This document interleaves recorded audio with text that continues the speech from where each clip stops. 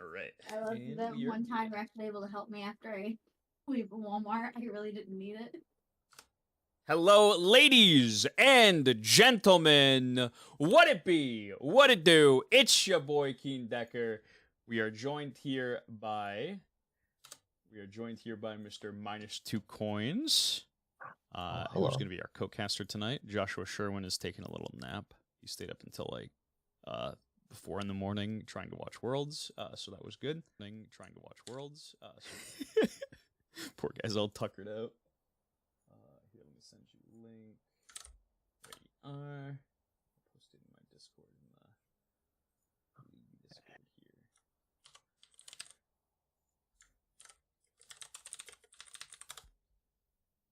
Let's see. But we are currently just waiting on.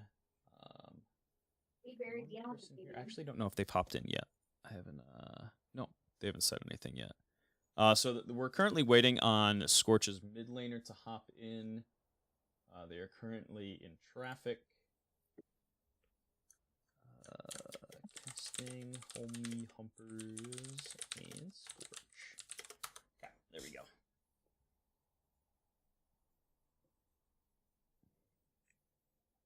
Imagine casting a league match.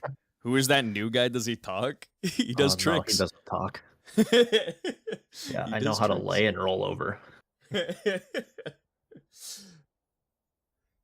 No, it's actually cool to have somebody from the league do casting too, because you guys have a lot of insight on things as well. I just see like the games that I've casted, and I'm like, all right, cool. I know like the baseline of like everything that these people play, but like you guys know like pretty in depth, like what these people like to play, how they like to play. And these two teams I'm actually really excited for. Let me see if I can pull up the schedule too. I can pull it up for you if you want. Send me the Discord. Yeah, that'd actually be perfect. Last time I tried to pull up Battlefy, it was like, you cannot access this Here's site. the link to the whole Battlefy there. Let's go. Damn, dude. Family Dollar Tyler won here with me. Listen, Damn, I am bringing everybody who says that to HR, and I'll let them deal with it. It'll be great. Let's see, brackets, playoffs, bracket, kind of being cringe here. It's not showing me properly. Okay, here we go. So, actually, I want to go to week 2 here. Round 2. So yeah, the winner of this match goes on to play Sad Jellyfish. Sasageo is going to be matched up against Team Ghost, which I will save my insight to that match for whenever. Yeah, King Decker knows. Wait, tell me what I need to know. No, that's going to be a good ass match. I'm really excited about that one. And Sad Jellyfish against whoever kind of wins this match too is going to be pretty hypey. Bringing them to HR, aka band. Yeah, boy, frothy nose. Let's go. It's okay. I'm used to being harassed. I actually kind of like being harassed because it means that nobody else is getting harassed, so it's pretty good. Can we get an op.gg? Absolutely not. Oh, they're trying to scout Gars. Yeah. I can't wait for this. Oh man, this is gonna shake things up pretty heavily. Is the struggler? Is that Cam? Actually, don't know. Everybody changes their names so often that I kind of struggle to keep up. But is Gars filling? Yeah, Gars is subbing in for mid for Homie Humpers tonight. Gonna be up against Tem. And it is gonna be Fuyu and Duck versus Boonstra and Calico. It's gonna be pretty cool. Calico always been their support. I don't remember. Yep. Yep. Oh man. And then Soup is going. I don't think I've ever seen Soup jungle. I'm not gonna lie to you. What does Soup even play jungle? Do you know? I hope he gives me the Ivern.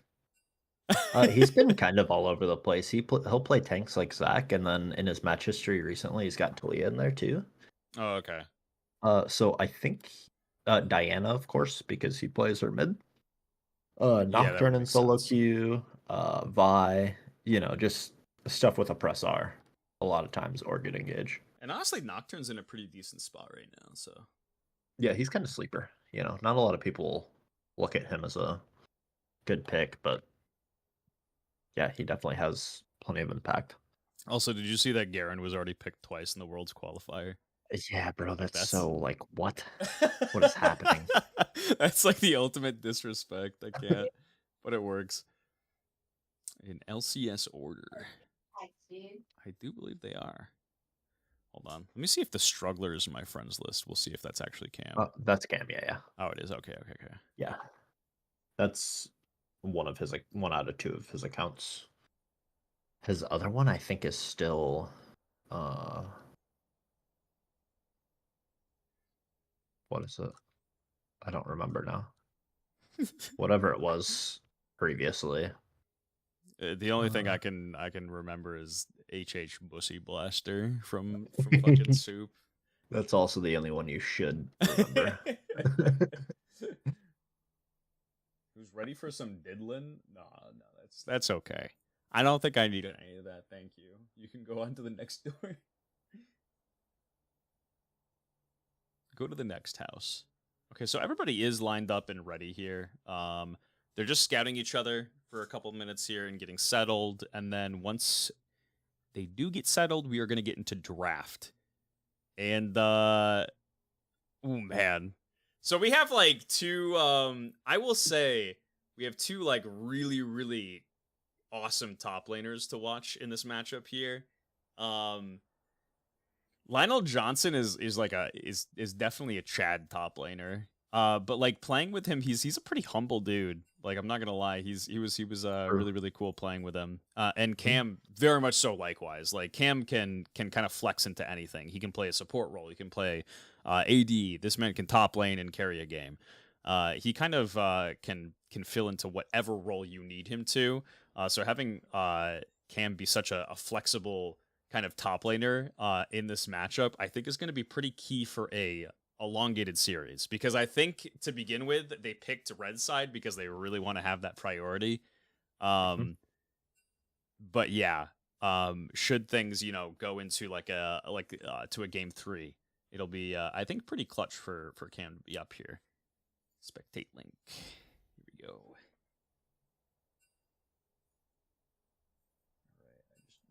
Changed everything here, so hopefully this still bingo. Get that out of there. All right, perfect. So we're just waiting for the two teams to be ready. I'll say caster ready. What are we looking for bans here? Let's see. Jack's ban. Jack's ban, Mr. Johnson.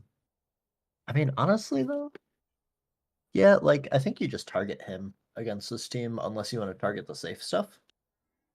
Because one method is just banning like the Seraphine against their bot lane, but then they just play Ziggs. So, yeah, that's you either have to focus on one or the other in round 1.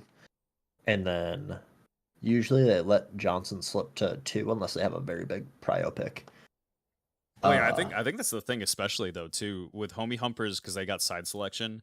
I think them taking red here really just shows right off the bat that they probably want to have that counter pick for top lane, and if they can just pop quite a few bans on Lionel Johnson, they're in a pretty good spot.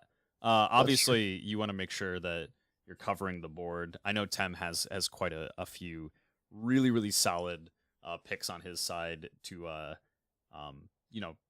either A, carry a game, or B, stay safe and be very comfortable in lane. Absolutely. But yeah. Yeah,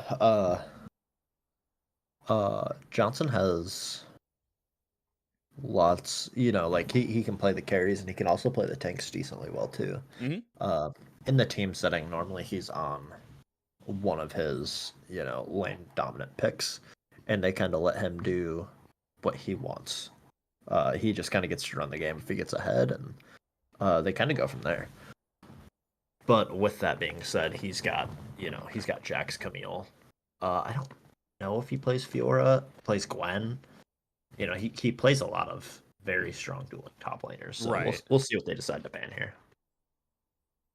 Right off the bat, they're taking. This is so smart. Okay, getting Duck off of like Nautilus, these really heavy Huge. roaming supports is really important. I think, yeah. Target Both these teams are doing their homework. Damn, I love it. Target the aggressive jungler here. Nice. The Jax ban. Jax respect, of course. And Alistair. Wow, just going straight at Duck here. Yep. They're trying to force him on or to push him back on something that's kind of less effective around the map, or B an enchantress. Like advance here. Yeah. Protecting Soup in the pick ban phase, I think, is pretty smart, because I don't think you blind Camille here as Lionel Johnson. No, probably and I not. doubt he wants to either. So they're saving him for second round, it looks like, and they're hoping to find jungle in the first 3 picks here. The Lux. Okay. All right. We are going for 0 interaction. Let's go, baby. That's what I like to see. Let's get the Lux and then let's get the Xerath. Let's just show me the ASOL, dude. Just show me the ASOL permafarm. And they first picked that Lux too. I mean, honestly, Lux is in a decent spot. Like, I'm not gonna lie to you, Lux is she's the same as she ever. Yeah, Riot Games will never touch that champion. They will only give her a little bit and reel her back only a little bit. Leona, no surprise there. If they're wanting Engage, that was the first champ that came to mind that was still available. And we know Duck can play an Engage support, right? I actually like seeing Duck a lot on Engage supports. I think that's really where he flourished. Yeah, he does like really well. What is the second pick here? I wonder if they pick up an AD. Really?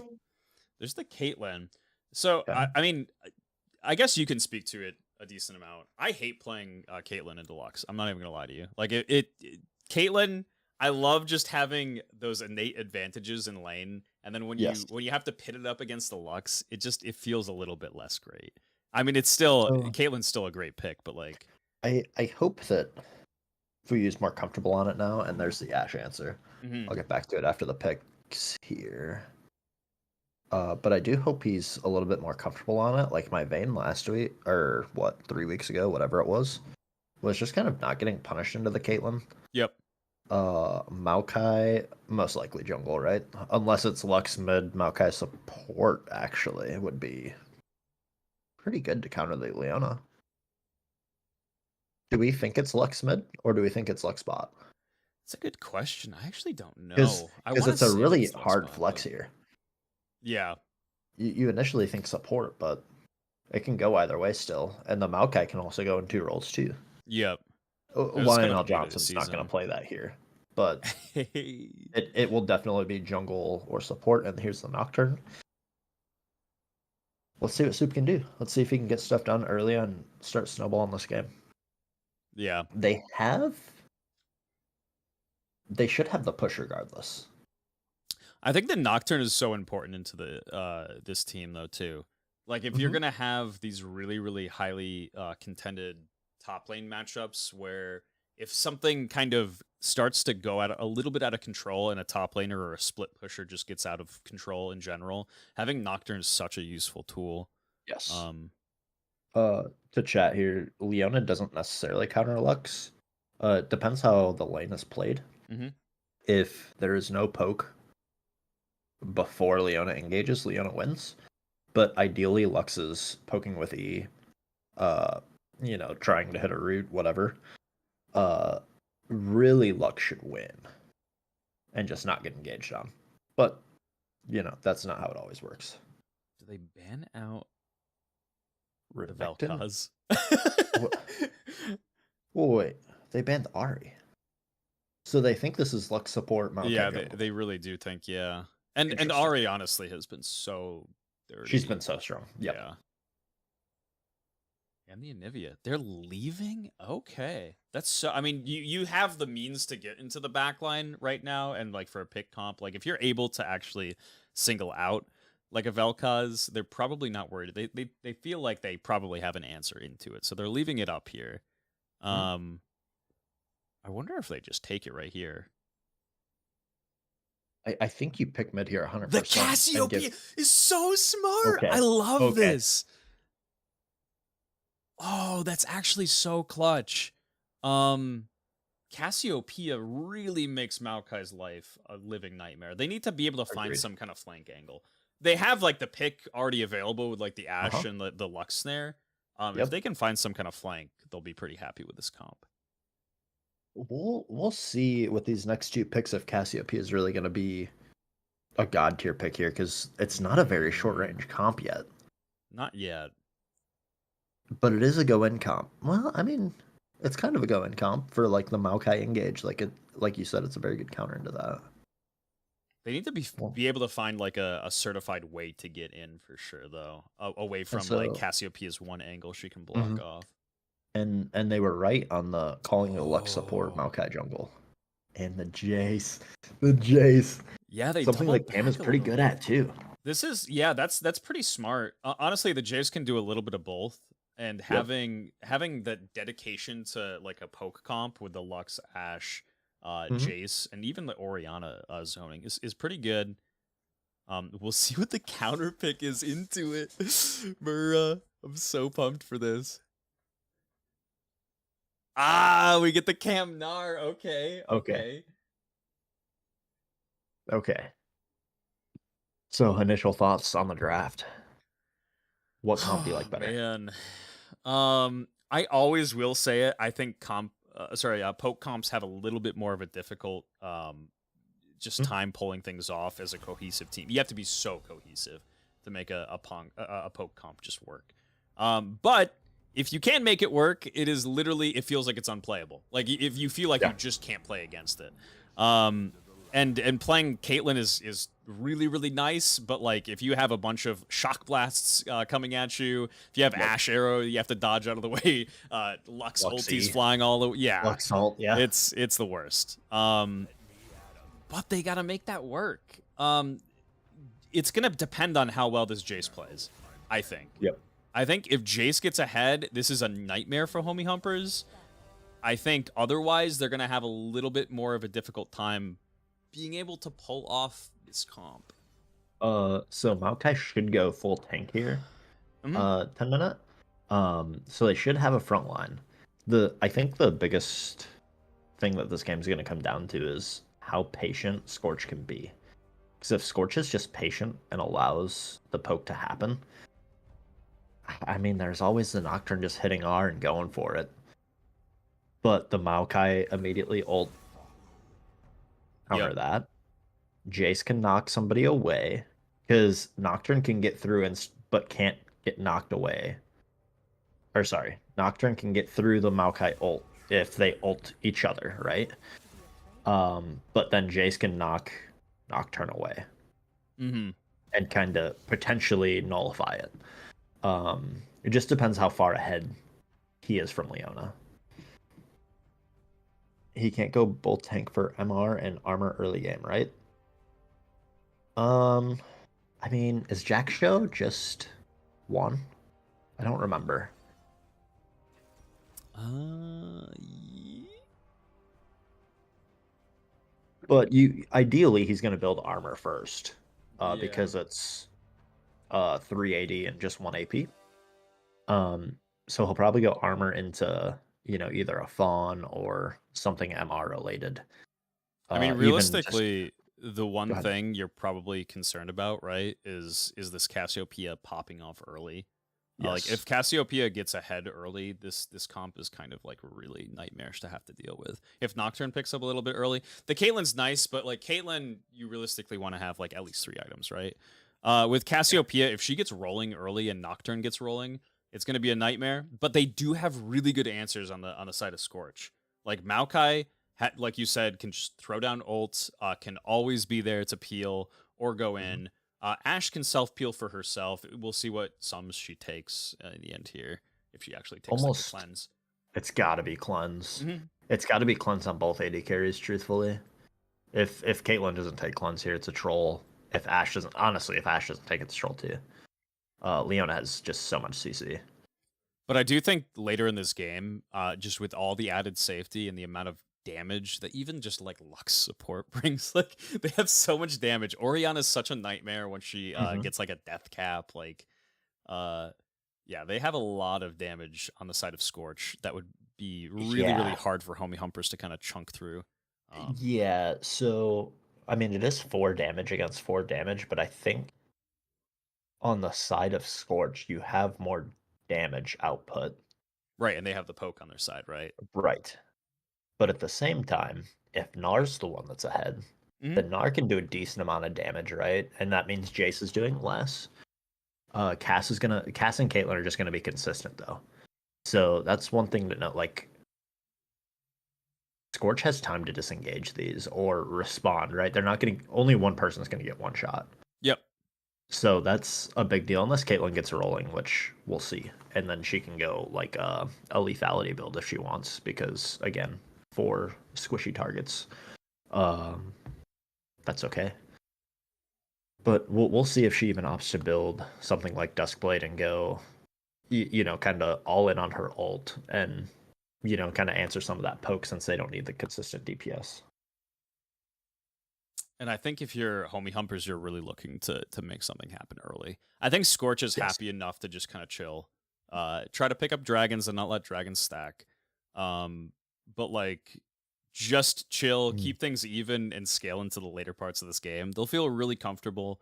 Homie Humpers, I think, have something to prove with this draft. The Nocturne's got to be able to do some stuff. Yeah, for sure. And I think at the same time, like, Homie Humpers aren't upset if we're just farming, because eventually Jace gets outscaled. True. But so does Nocturne, right?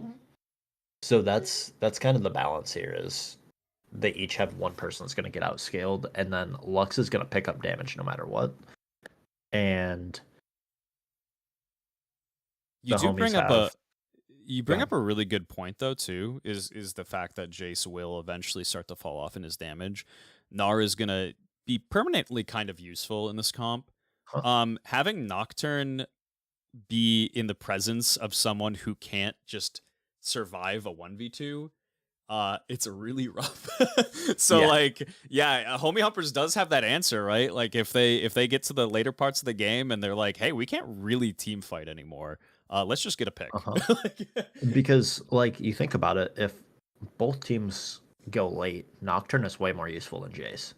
Yep. Because you just turn off the lights on them and then they're just like, okay.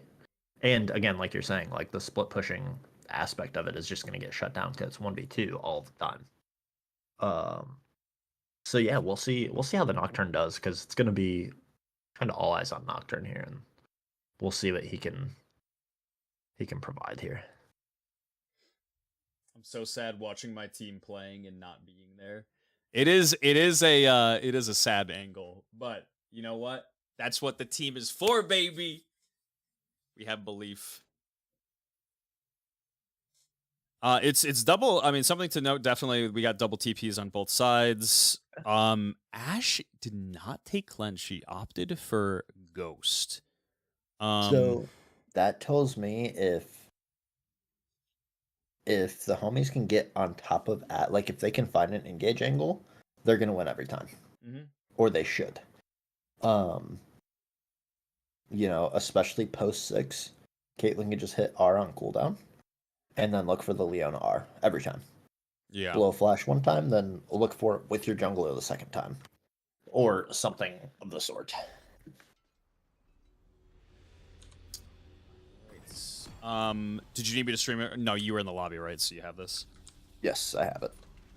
We should be synced up, hopefully. I'm in 12, 13, 14, 15, 16. I'm like a second ahead, but I'm watching it on your stream anyways. Okay, cool. So we're all good. A lot of... Looks like for the most part, just a 5-man fan out here. Yep. Maokai is notorious for just being so safe. Like, Yeah. like level 1, you don't even have to like really interact. See if anything happens here. Oh, they are looking for a little something.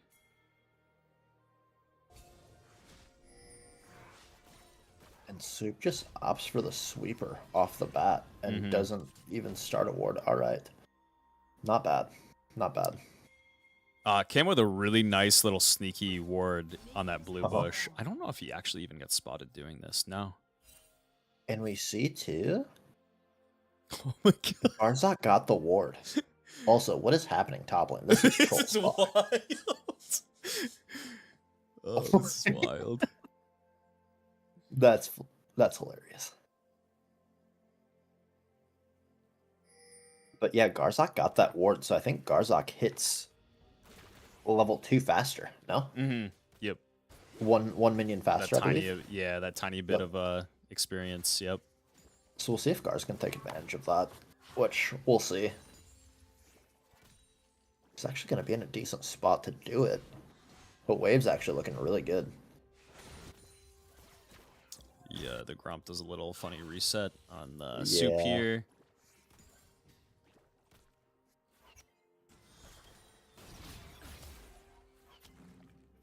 All right.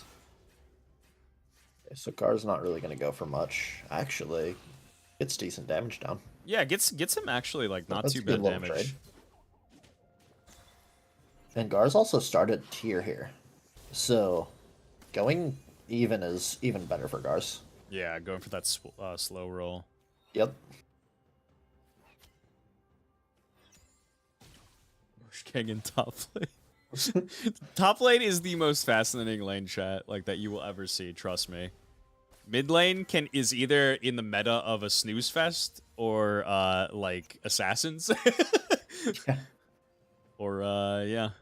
And then AD carry and support have they've changed a little bit through the years, but for the most part, you will see mostly the same gameplay. Really solid trade from Garz. Garz is just now popping second pot here. Early gank here from the Maokai. Gets a nice stun. Not under tower, but still enough to just survive very healthy here. Uh-huh. He has fleet too. Interesting. For that J spoke, okay.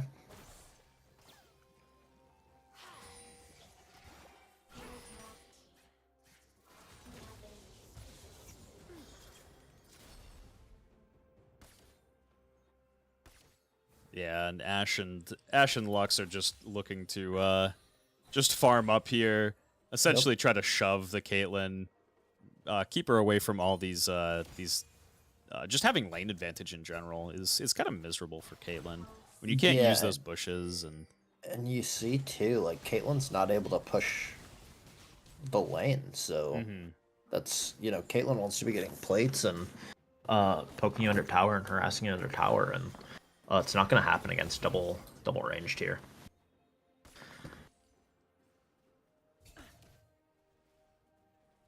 Jungler's back on. Looks like Soup just finished up his full clear here. He's headed top just to look. Obviously, it's shoved in. I think he kind of gets spotted out by this ward here. I should have Should at be least. just going for scuttle here. Mm-hmm.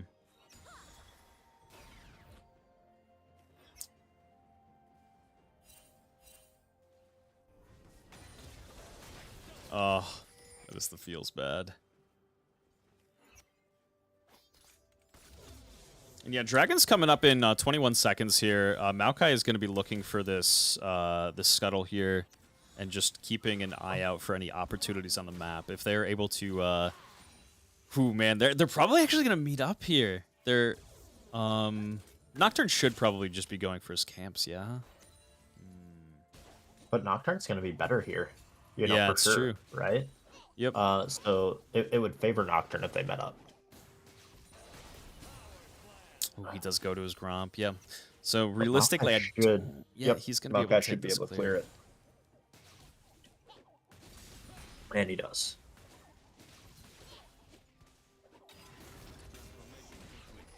Hey, Lionel Johnson going in for a bit of trade here is not Yeah, he's gonna have to flash away, but that's not gonna be enough. The speed boost is not Beautiful. enough either. And just a little bit of extra added greed from Lionel Johnson trying to shove this wave in to get a nice B is it's gonna bite him.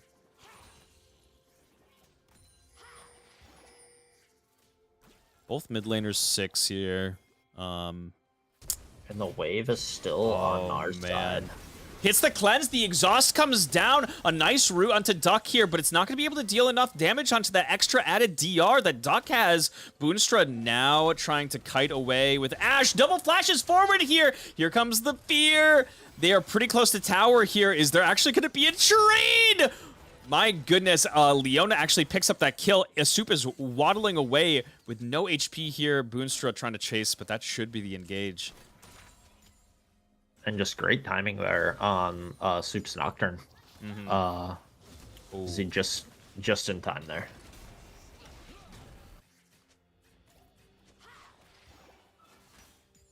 And mid lane's still farming. Yep.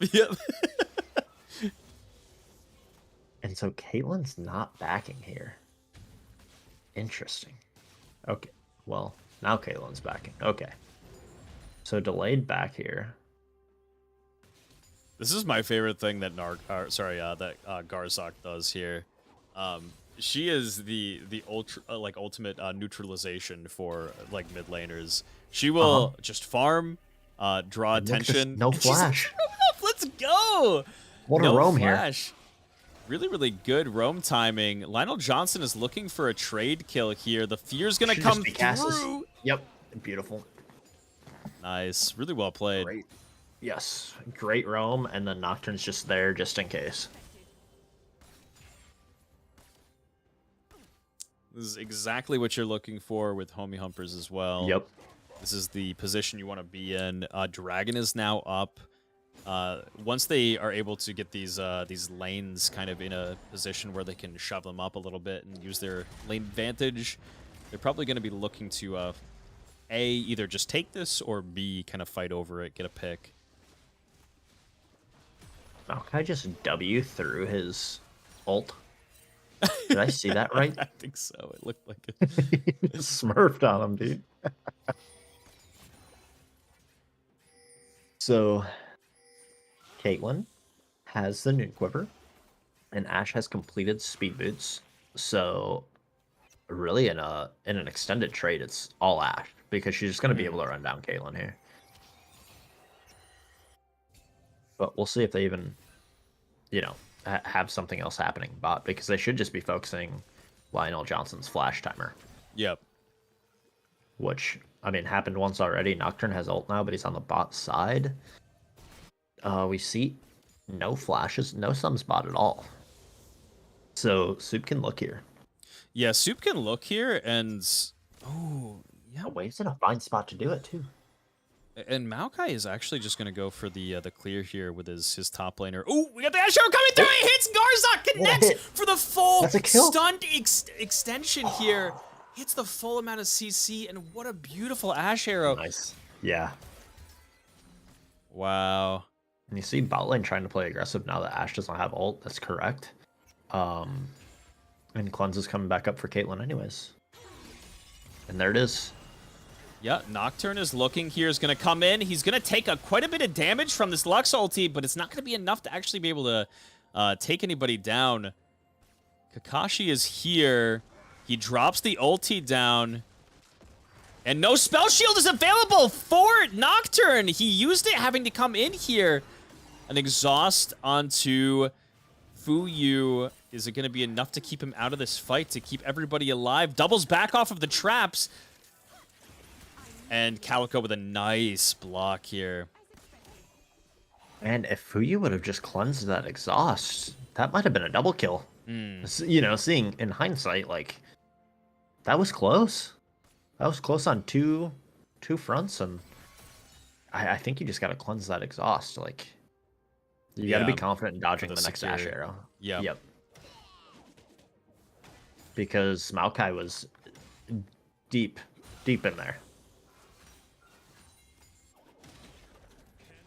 Here we go, Soup back at it. Yeah, Soup just topside here. Maokai is probably going to see this and try to focus down this Flash dragon. is They have the coming back back up. timers. Is Lionel Johnson actually going to be able to Flash. survive himself here? He flashes He away. shouldn't be able to live here. He's getting chased down Yep, by the there it is. Nocturne Q, and yep, it's gonna be secure. That's a 2-1 Nocturne now. And we see Soup. It's jungle diffing. It's beautiful. he's doing his job. He's doing it well. He's in the right place. He's when he found should his be. role. Well, yeah, he's found his role. And then we see the Maokai trade on the other end, but we're getting a Rift Herald too. Yep. Like this is just the homies winning. Leona was coming over for safety, and now she just gets to walk back. She can look mid here, but we'll see if she decides to. Definitely in Gonna a wait to position to see. kind of. Yeah, she's kind of waiting to see if there's an angle or not. Can't really get a tell here. She's gonna run into a hope. Misses it. Nocturne huge. ulting in. Do we see the sombrero on top of herself? The Oh fleet. my A gosh. nice layering of CC here and an easy cleanup for Garzak. No time to even respond if you're Maokai in that situation. That was clean. And now Caitlyn's, getting abused for that play, but at least there's no Asher. True. And gives Garz the plates.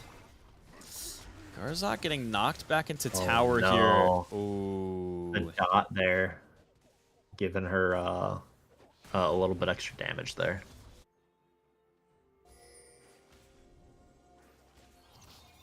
Boonstra chasing down, connects with the Caliber net, and overall like an uneven trade. It's a good Caitlyn combo. Yeah. Doing what she should be doing. And now Leona's back, and Caitlyn kind of held him off 1v2 and looked good. Okay, so Cam has flash and Jace does not. And he has that completed Trinity Force on his side too. Pretty big item spike advantage. Agreed. Is Garz slaying? Garz is killing it. Absolutely. And Cam's just gonna take a CS lead and should back here. Doesn't want to get stopped though, so he goes all the way back.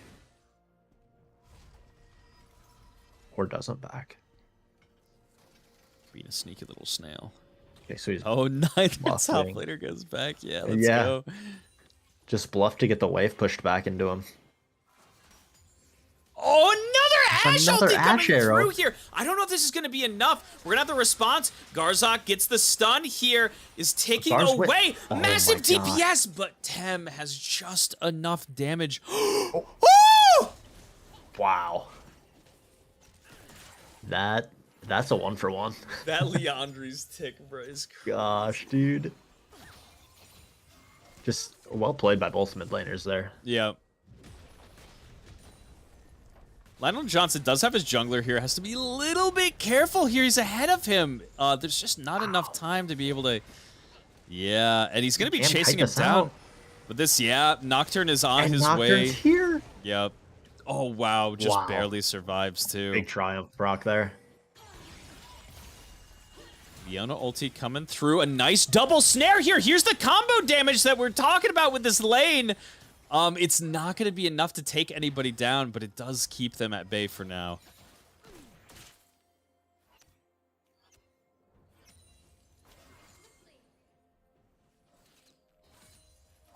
All right, and let's look at the state of the game here. Let's look what our gold lead lies.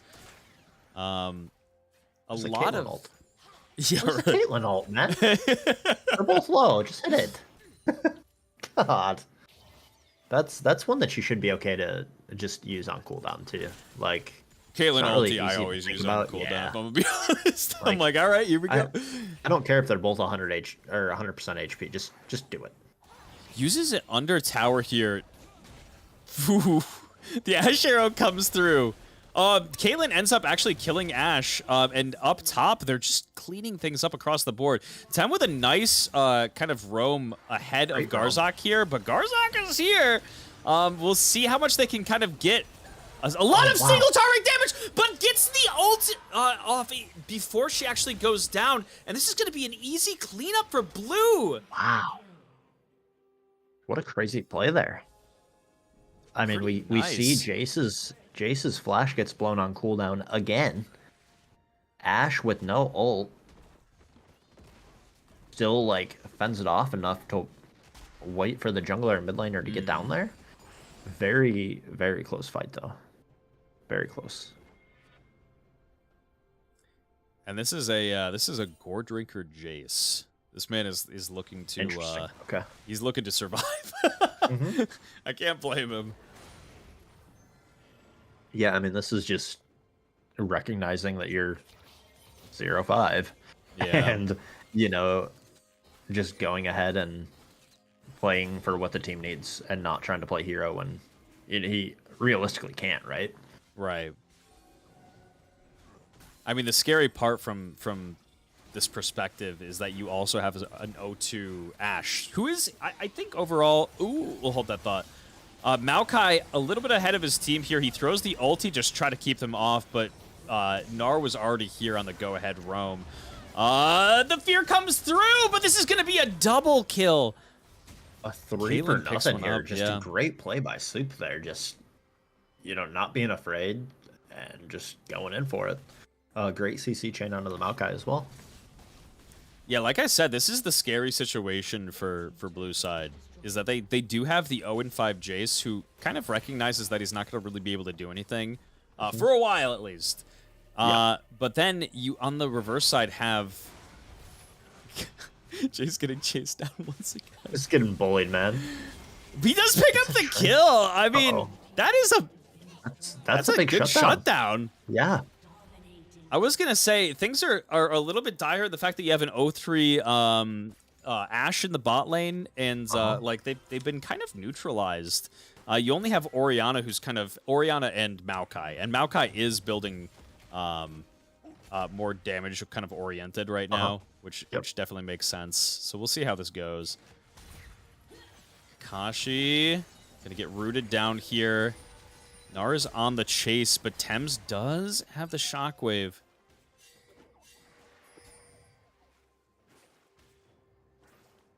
And they're making the call to wait for Soup before they go in here. This is looking like a 5v5 for the objective. For the itself. second rift, yep. And, you know, mid's neutralized, too. You know, mid's in an even state. Top is winning. Yep. Jungle is winning. Top is winning, and he's going to reach his Mega Gnar here. They're going to look to force this right here, right now. If they don't, it would be a little bit more of an interesting fight, but they do have the Mega Gnar available to them. All out the Mega Gnar here. Yep. Oh, 80 man. carries slow to rotate here, too. Garzak is not going to be teleporting in just yet. Duck is actually just going to get picked for free. Garzak's still in the bot lane, still has her TP available. But yeah, that's a Rift Herald going down most likely here. Ooh. And yeah, you see that Caitlyn was slower to rotate because she was 2v1 trying to get lane prio. And Garth just makes the decision to not TP. And it was a good decision in hindsight, too, because Diana just died, you know? Nothing you could do there. And here's Cam looking again. Good shockwave. Yep, good shockwave to try to keep him away. A nice instant flash to try to get away as well, but yeah, Cam just being extremely persistent, landing the last of his abilities just to secure that. And that's what's bad for Scorch on the other side, too, is Cam's 7-0, so he gets to just do that. Yeah, like, who could you possibly send up there to actually be able to deal with that? Especially an extended lane that far. You can't be that far away from your turret. Nocturne has ulti, Cam being 7-0. That's just rough. And like Tem wanted that fight too.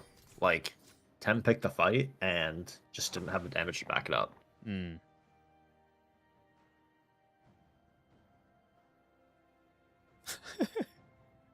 We have a death brush set up by the Caitlyn Leona here. Off the blue reset. Feels bad. All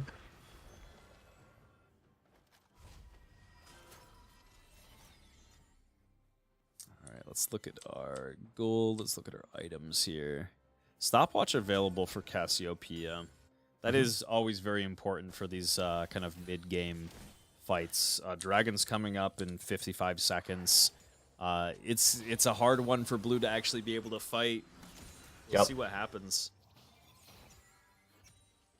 But on the bright side, it's 1-1 in Dragons, so it's not as dire. You know, it's okay for Blue to give this up. They just have to be doing something, right? And unfortunately, they don't have a team that can burn Baron either. And just kind of try and make that even bluff, right? And we see Cam's already rotated down here. Jace does have the TP available. And they should all walk in together here. Yeah, Team Scorch, not for nothing, doing a really, really good job at just being proactive here and setting up vision, making Red have to check this. But Cam's so smart with this Gnar Rage. He already has it set up just to be able to be available for this fight. They're going to be picking off Maokai here. He's going to ulti and flash, but he's just gone for free. And they're still looking for the fight potentially here. Yeah. Oh my god! Wow. No way. A massive shockwave there. Just when we see Massive. Sing Soup's freezes. Oh no. Oh man. Ash ulti coming through here. They're looking for a little bit extra. Shouldn't be able to find anything, and they shouldn't really want to. They got a lot off of that. Yeah. That's huge for Scorch. That's a whole nother dragon that can be stalled before the soul, right? Yeah. Before Elder, you know, like Elder shouldn't spawn this game now. And if it does, it favors Scorch. Like, yeah. Yeah, I would say so. But we'll see, because Cam's so ahead, and like maybe it doesn't. Like True. Jace is never going to be relevant in this game, most likely. He's never going to feel like the Jace you want on your team. He's gonna, you know, lack the damage now from start to finish because of the start that they had. and you just see the constant pressure that Yeah. you see exerted. Like, Jace knows. Jace is like, I'm already up way too far. Right. Like, Right. He knows that he can't push up too far. Caitlyn's gonna naturally push, but they still have mid tower on the side of Scorch, the mid tier 1, and that's huge here. Like, you see how big that is here. Because if Scorch ever gets to the push, it's so much longer of a push. Going all the way to that tier 2. That's why mid tier 1 is one of the most important to get down. open up the map fully. Here's Maokai getting the Jack Show. Lionel Johnson seeing Soup start up this blue buff. It's gonna start kind of coming down to this dance for Baron. And with the poke comp available, like Blue is really gonna want to start to. You see, Orianna has 2 items now. Hold that butts. Nice snare. Good damage coming onto to Fuyu here. And this should give Blue the side to, or the pressure to start setting up Baron. Mm-hmm. That's why they had a chance of stealing that dragon, is because they set it up so well and were there first. And now they should, move in as 3. They have Lionel Johnson top coming down too now. And just going to start clearing out the vision. And it's so hard to walk into Maokai. He just does so much damage. And he's got the demonic, so he's going to do a lot of tick damage. And they're just clearing all of Red's vision here. It's great. Well played here. And here we're going to see that mid push from Blue side. Like, Caitlyn can't answer this tower and get the mid tier 1 because she doesn't have a tier 1. Yeah. So she's catching it so far away that, by the time you start getting back up there, you're a little nervous again. And Blue's peeing down here on the Gnar. Ash ult available. So we'll see if they send it down and go for the shutdown it here. is coming down. It's gonna miss Gnar. Just smart of Gnar to kind of back away. Uh-huh. Felt something on the water. Oh, Lionel Johnson seeing This is bad. Caitlyn all alone. Oh. He's actually going to get bobbed back into the Caitlyn trap here. Unstoppable. We have Great job. Nocturne coming in, and that's going to be a free And they donated kill. over to the Caitlyn. Yep. Yep. Keep giving Massive. Caitlyn gold here. Let's see if they can look for this tier 1 or if they just go straight to setting up Baron again. Because again, that's a lot of poke gone. It looks like, And yeah, they're they're going just starting up straight in. Baron. We already have Garzok starting it up solo. Okay. See, I guess Garzok was like, all right, we're going Baron, guys. I'll take Yeah. it. Don't worry about it. Let's go. And we'll see. Doug- They should turn here. Yep, they're going to have to turn here. They're going to still take a decent amount of damage from this Baron, and if they're not here to support Zuck, oh, man. Oh, they just commit to finishing it. They do Nocturne gets commit it. to it. We have Kakashi hopping in on 2 members here. This Gnar is still very healthy. Okay. Takes down Boonstra, and this is a massive team fight advantage overall. We have a TP coming in. Is it going to be enough to really do anything? Lionel Johnson, does he have the damage to actually stop Gnar? Nice hop away, using that passive just to boost himself to get out. They're still on the chase, might be though. caught by Lionel her movement. Johnson chasing. There What it a is, nice the fog. Nocturne ulti, but yeah, only one place to be able to fire that Shock Blast. Yep. Yep, well played to chase that. You know, the HP bars were low. They used a decent amount of resources, so why not? And mid tier 1's still still kicking. I'm very surprised that the homies didn't just commit to the fight. You know, they did not have to just flip Baron like that and take extra damage. But it works out in the end. Ash Arrow coming through, connecting with Garzok. Oh, Soup big is going to Leon be ult. here for the actual dragon fight itself. Nice damage onto Lionel Johnson. Is he going to be able to heal up enough? No, the fear comes through. He gets CC'd. Boonstra doing his best just to kite away. Low Great health kiting. bars. Oh, a nice twisted advance forward. They actually steal the dragon again! Wow. Oh no, was that on Ash W? It was an Ash W, no Oh no. way. And Kate doesn't have enough damage. Nocturne But here ulti we go. coming into the backline here. They got to really make this team fight work for them. They're trying to force, but is it going to be enough? Cam is still very, I say very healthy. He's going to have his rage bar soon here. And yeah, looks like that's going to be it. My God. These are some very close fights. Oh, your lord. And it is Cloud Drake, which, I mean, looking at Cloud Drake here for this team, it's pretty decent. Like having Ashe with that additional movement speed, having Maokai with that additional movement speed, Jace too. It's pretty good for their team.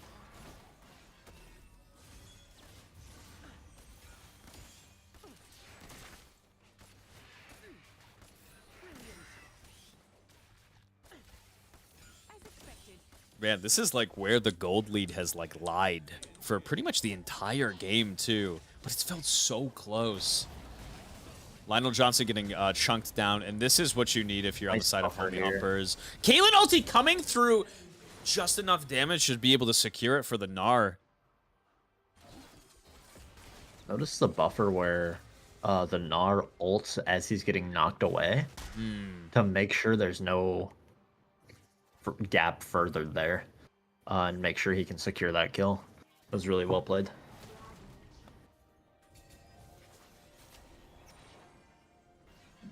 We'll see. Ashe has been doing a lot of damage in these fights, staying mostly healthy before the Nocturnal comes out.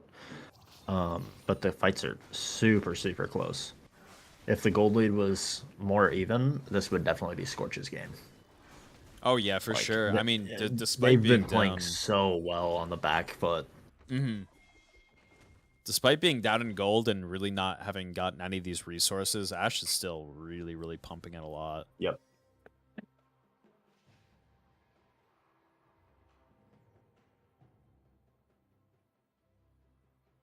All right. The mid staying relevant in the CS lead. See a 70 CS lead here by Orianna. Yeah, that's crazy. And again, imagine if Scorch's mid laner is the one that has the kills, right? Like, it's unplayable for Garzak, you know. But instead, it's more of an even state, and it's really what's keeping them in the game. And it's very close to this this Rabadon's death cap and the 3-item power spike for Orianna, and that usually can spell the turn for the game. But they are pulling the trigger finger here. A nice flash away from Ashe just to keep herself alive. Oh, She's there, ghosting, too. but yeah, Yep. nice catch and look from Soup here. Yep.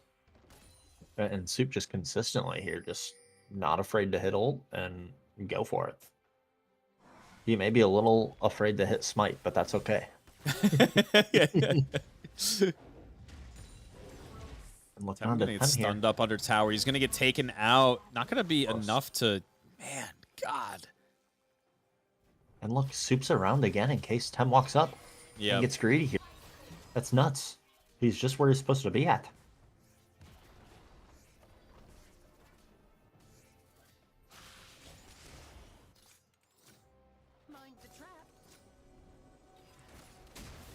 Yeah, watch out. The box is gonna eat y'all.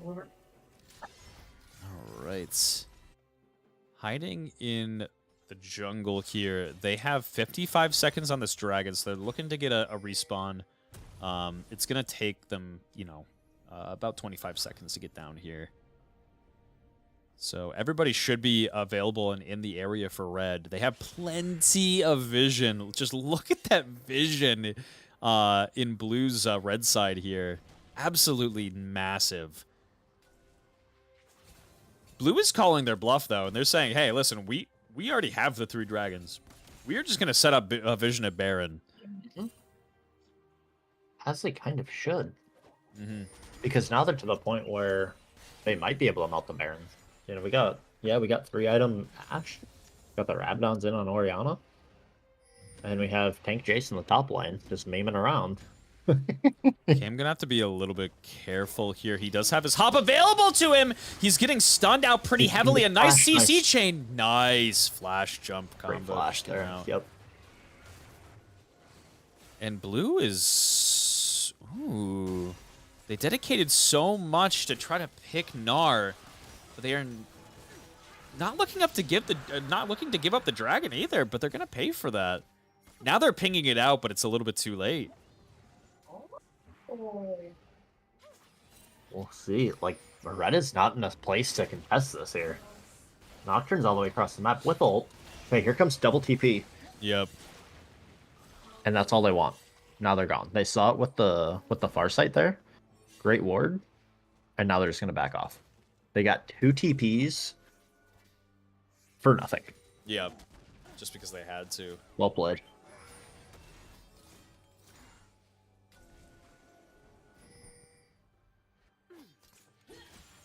Calico getting rooted up here, stunned, gets flashed out here. Oh, Is this no. damage going to be enough? Yes, they can't actually stop that tick damage. Kakashi getting jumped on by Soup, drops the ulti, and here's the fight, but he's in a fight, they're actually going to win! Kakashi's still alive! What a beautiful shock blast, or shockwave, just to keep him alive. But now this should be Baron. Looks like it could I know be there's Baron, some but low members, but... Mega Gnar is off. And they're just gonna play it safe here. Probably the best call. Yeah. Probably the better call.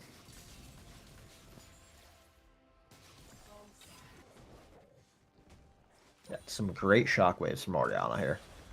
Just all game. Just on point. Stealing objectives. Saving fights. Saving teammates. Yeah. Fuck. It's just well played. This is the Jace build that you build when you start 0-5 because you're getting abused. This is how to Absolutely not abused. play hero. Take notes, kids. When you're down, don't try and play hero and build Duskblade, alright? True. It's literally just knowing that he's not going to be the one-shotter this game. Like, he just can't, right? He's too far behind. He never was going to. So it's his survive build to make sure he's useful to the team.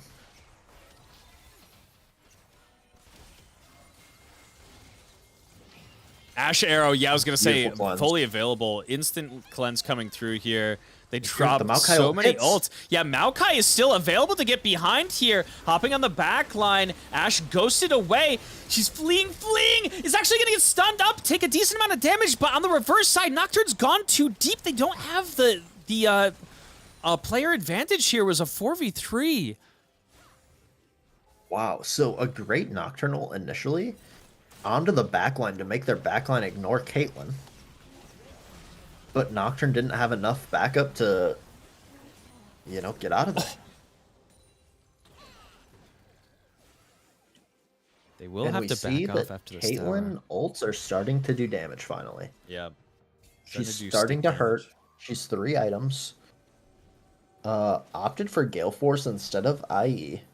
So normally what I see is more of like a Storm Razor into IE. Yep. But you know, I mean, it's kind of preference too. I get this. Kate damages EX. Yeah, no IE sucks. Truthfully.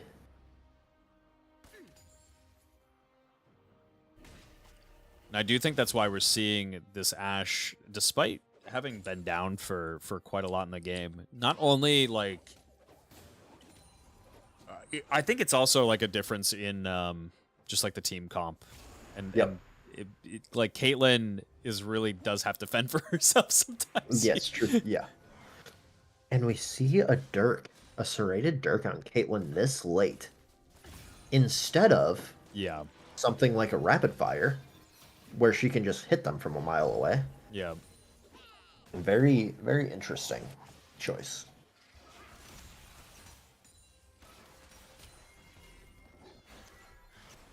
I see this Caitlyn is looking to just blow up Boonstra or Calico. Ashe ulti comes through, does end up missing Duck. A nice little just step to the side there for Duck. Tem is... Biggest outplay I've ever seen. Step slightly to the left. Beautifully played. Easy clap. Is that Faker or what? And now the double TP's back available. Yeah. And Baron still has not been taken. Dragon coming up again. Could be soul point for the homies. And we see again, Blue's just calling the bluff. Just saying, we'll just sit at Baron then. Fine. Caitlyn is down here though. That is the difference maker here. Is Blue? Yeah. I don't know if they spotted Caitlyn down here, but they... I think they did with the hawk shot. And now Oh, we're just playing wow. for the steal for Nocturne. Yeah, they're playing for the burger flip here. Nocturne is ulting. He finally gets the smite! And that is going to go over to red side. A massive team fight here. We get a nice Orianna ulti into 3 members, but it's going to be enough damage. The cavalry is now here. Garzak, tick, tick, tick, ticking damage away onto Thames. Big. We get the Gnar speed boost here on the backside. Lionel Johnson trying to chase down Caitlyn. Actually managed to kill her. Who's still alive? It's just Maokai. Okay, Soup found the smite button when it mattered. So they get both objectives. They win the fight off Garzak. And full tank Jace beats the shit out of an AD carry. What a great roll. I hate this Glad game. to see And now nothing's they're gonna changed. They might get an inhib out of this. I Yeah, think they just take tower and leave. Yeah, I Nope, think so. Gam's calling, he wants it. Boonstra does have ulti here. Yeah, it does become a little I was sketchy. gonna say it's a little risky with Ashe. Even though she's behind, like again, she's still pumping damage. She's still scary. I can't wait for this part in the game where Boonstra fires ulti onto inhib and then chases it with Ghost faster than the Ashe. Oh yes, and then just smacks him. I wasted these 10 out of 10 jokes when Keen was concentrating on the game, and that's the one I read. Lol. Nothing after. All right, let's see. We have some freestanding gold on the map. However, Baron is only on Garzak, and we do have it on Gnar, which is pretty big. Gnar having Baron here is pretty huge for this team. They do have 2 outer turrets that they can still grab. Garzak has been splitting on game too, honestly. Out, and here comes the Nocturnal just onto the Jace. Yeah, onto Jace. Jace should just be able to walk this away. Oh, but he's looking to fight. But he's not going to let him. Yep. A Caitlyn ulti comes through. This is a 4v1, and just look at how But a great stopwatch. Yeah, great stopwatch. Make it not matter. That Chase lived. Because that so was going to be a long, 1-for-1, I think. That was a massive shield. But the stopwatch prevails. Garz is not helping push down this tower. And it's looking mid. So they can Baron up 2 waves if they want. Yeah. But it's a little too late here, and it's just Gnar hitting mid inhib. And Gnar's going to get it for free. They're just giving it. Yeah, Gnar will be able to take that one. He's just going to keep going. And He's Gnar's just going not to keep that pressure. They have 2 waves of Baron minions here. Yeah, I'm gonna shower. Okay. And now they get botted him. They're looking to stop Gnar, but they're going to actually have to take a fight here if they're really looking to commit. Gnar with a nice Gnar into the side of the inhibitor here. Thames is being occupied. Gnar, or sorry, the tree is living forever and is giving plenty of time for Boonstra to just chunk down damage. Lux ulti comes through and a TP from behind. This is looking catastrophic. This actually might be the game. A nice jump in from Jace here. They're trying to chase down still. Boonstra still has the ghost available to him. He's chasing forward. It's not going to be enough to actually be able to stop Soup here, but does it actually matter? He's not going to be able to stop 5 members barreling into the base. Oh, no, this might be game. That's 30 seconds on Gnar. Yeah, that's a 30-second death timer on Gnar. And this is where Tank Jace comes in. He's just tanking power to keep the wave alive. Soup has to be able to cut the wave, but yeah, at this point, they have so many shields. He's ultiing, he's coming into the backline, but he's just dead. And that is game 1. Oh, down in gold, but secures the victory. Oh no. Oh no. No. Oh my god. Gnar's death is the game. Wow.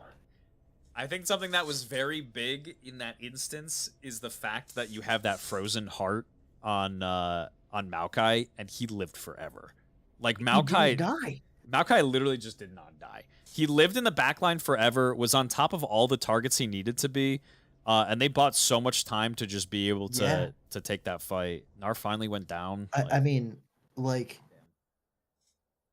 Maokai doesn't die. They commit 2 ults on him at the start of the fight. Mm-hmm. Nocturne ults the... I don't even know who Nocturne ulted. I don't think he got it off. I don't think he got onto somebody. And, you know, like you said, the Frozen Heart coming in clutch to make sure he doesn't die. The tank Jace at the end to tank a tower, tank 3 towers actually. Tank Jace, like 4 and 11 Jace kind of won that game by his he kind of won the game. Yeah. Like Maokai, you know, survived forever. And then it was just Jace. They split. He's so hard to kill. You saw, I think it was like 3 members trying to kill Maokai, and then it was... and then it was the Leona ult onto Ashe. Yep. And it didn't connect fully. And then Ashe just went to town. Yeah, it was the Leona ulti onto the Ashe that didn't connect, and I think Gnar was trying to be on Orianna duty, but at that point, like, Ashe just got off so much free damage, it was ridiculous. Wow. Yeah. What a game. And like we said, like, all game, Scorch was staying in it with huge ults from Orianna up to the end, and they were playing fights better. Yeah. Like, no questions asked. They were playing from behind and either going even or barely losing these fights. It's just mind-blowing that they were able to actually complete it. And it's just because the Gnar died. Did Gnar have TP at the end of the game? Do we know? I actually don't know. That's a good question. I want to say yes. Because if he did, there's a world potentially, like this is not rewatching the fight here. Um, there's a world where he can just back and then re-TP. It like if he's able to just stay alive there and then TP back, you know, It could go, that yeah, so differently. but man, like I know he was kind of in deep with Maokai. I don't know if he committed harder. Let me look here. Something to also note is when they won the game, that winning team fight, they were down by 11,000 gold. Like, sorry, Gnar. before that they, let's see. They were down 11K. Yeah, they were down at the start of 11K at the apex of all of that. Like that was the most they've been down the entire game, and they Yeah. managed to find that team fight for the victory. And so Gnar jumped in actually after the Oriana Lux. Yep. And if he would have jumped out, then there's a world when Jace, you know, gets that flank TP, he's also TPing back in, but at full HP at his 11-0 Gnar, right? Like at his full strength Gnar. But instead, Ashe just gets to run everybody down. Like a couple of great Ashe W's on the backside too. A good ult forces a cleanse out of Caitlyn. Mm-hmm. Maokai finds the Cassiopeia, and then Ashe just ghosts, hits W a couple times, and then just autos and slows them forever. Like, man, that was a great match. That was a great game one. Yeah, that was like everything that I was hoping for a game one. Absolutely. I'm so interested to see what the adjustment here is. I'm actually gonna bring up this draft for game one. So game one's drafts, they banned out. They really hyper focused supports on the side of Scorch. Like they just right off the bat they're like, hey, we don't want anything roaming into our mid lane. My thought is Homie should not change a thing. Mm-hmm. They executed. Soup forgot where the smite button was a couple times. But other than that, Soup played clean as fuck. Truthfully, he played super clean. Honestly, all of the homies did. Like, they played a very, very clean game. But Scorch just played so well in the back half of fights. They just didn't give up on the plays when most teams would. So it's on Scorch to adjust. Okay, how do we get Lionel Johnson not 0-5, not camped? Is it just the greedy one play where he has to burn flash and then the homies do the correct thing and just punish it for the rest, literally the rest of the laning phase, right? Every time they ganked him 2 more times, I believe. Yeah. And then on cooldown of the flash, ganks them again and just makes the game unplayable for him. So good on Cam by initially starting that and burning the flash and getting the solo kill. Seeing the greedy Jace, but then on the homies and as a whole on just punishing it as a team, knowing that's kind of the heart of their team. So how does Scorch fix top lane?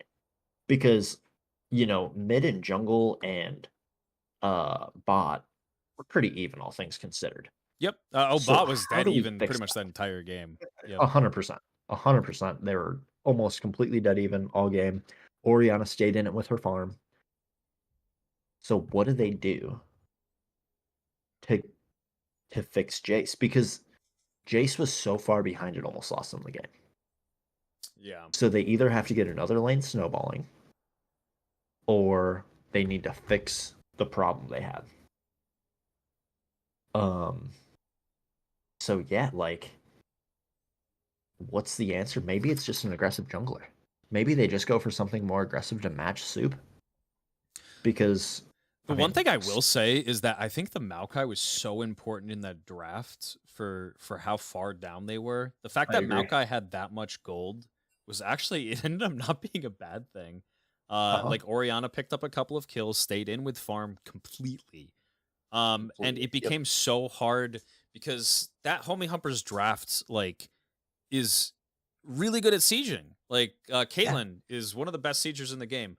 Cassiopeia just throws down her miasma, and it becomes Yep. very hard for Scorch to be able to do much. Once you see that Maokai ulti, I think that's like the okay, we leave. Like that's Yep. the no, we just don't interact button.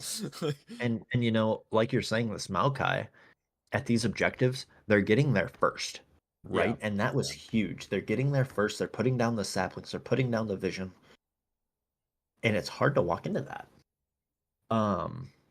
So like again, super props to Soup on just consistently being at the right place, right time all game.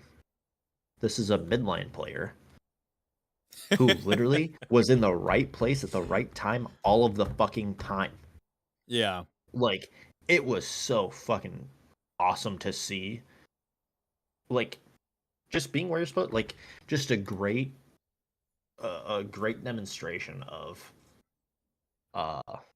you know, where you like how to play for your team as a jungler, playing towards your Map win con, knowledge playing for towards sure. the enemy team's win con, right? Playing towards the enemy team's win con, taking it away from them.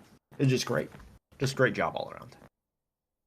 The homies should definitely have their heads held high after that game, but man, it fucking stings when you lose one of those. Yeah, it does feel pretty Especially bad. from the top lane. Especially from that top laner, man. One death, and that's it. And it loses you the game. I wonder if they try to let's see.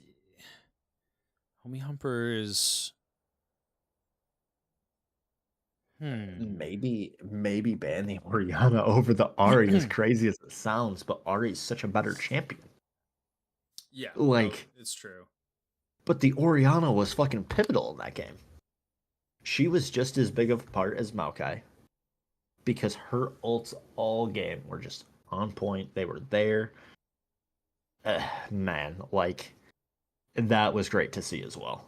Staying in the game with your CS and just making that big of an impact. The thing that I did see is that they banned out the Graves and the Kindred in the first phase of the draft. But I don't even know if they need to worry about that. Like I can see Graves being kind of an annoying champion to have to play against. But like with Soup's presence on the map, like can you imagine Callista having to play into that game?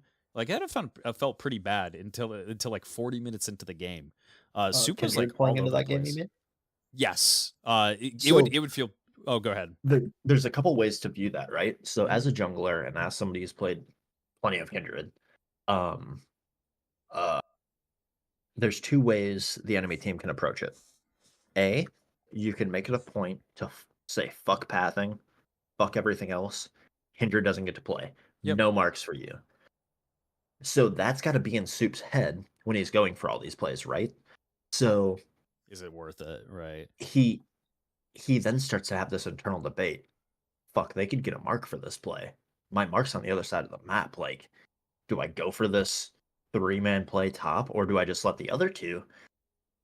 And maybe the play doesn't work then. So that's something to consider with Kindred. But, both of those junglers are really annoying to play against as a weak jungler. But let's take a look at the draft adjustments. Scorch banning out the Nocturne over the Rel. And same bans from homies. And Mr. Johnson throwing down the gauntlet and says, let's go again. He said, let's do it again. All right. Interesting. I don't think it's necessarily the worst. Honestly, Jace, as far down as he went and almost kind of throwing the game for them, they banned out the Nocturne, which was kind of a big issue. And, sure. Maybe he just feels comfortable enough to be able to take this matchup and play from behind if he really has to. Kind of calling the bluff and being like, what else do you have? Okay, you showed us the Nocturne.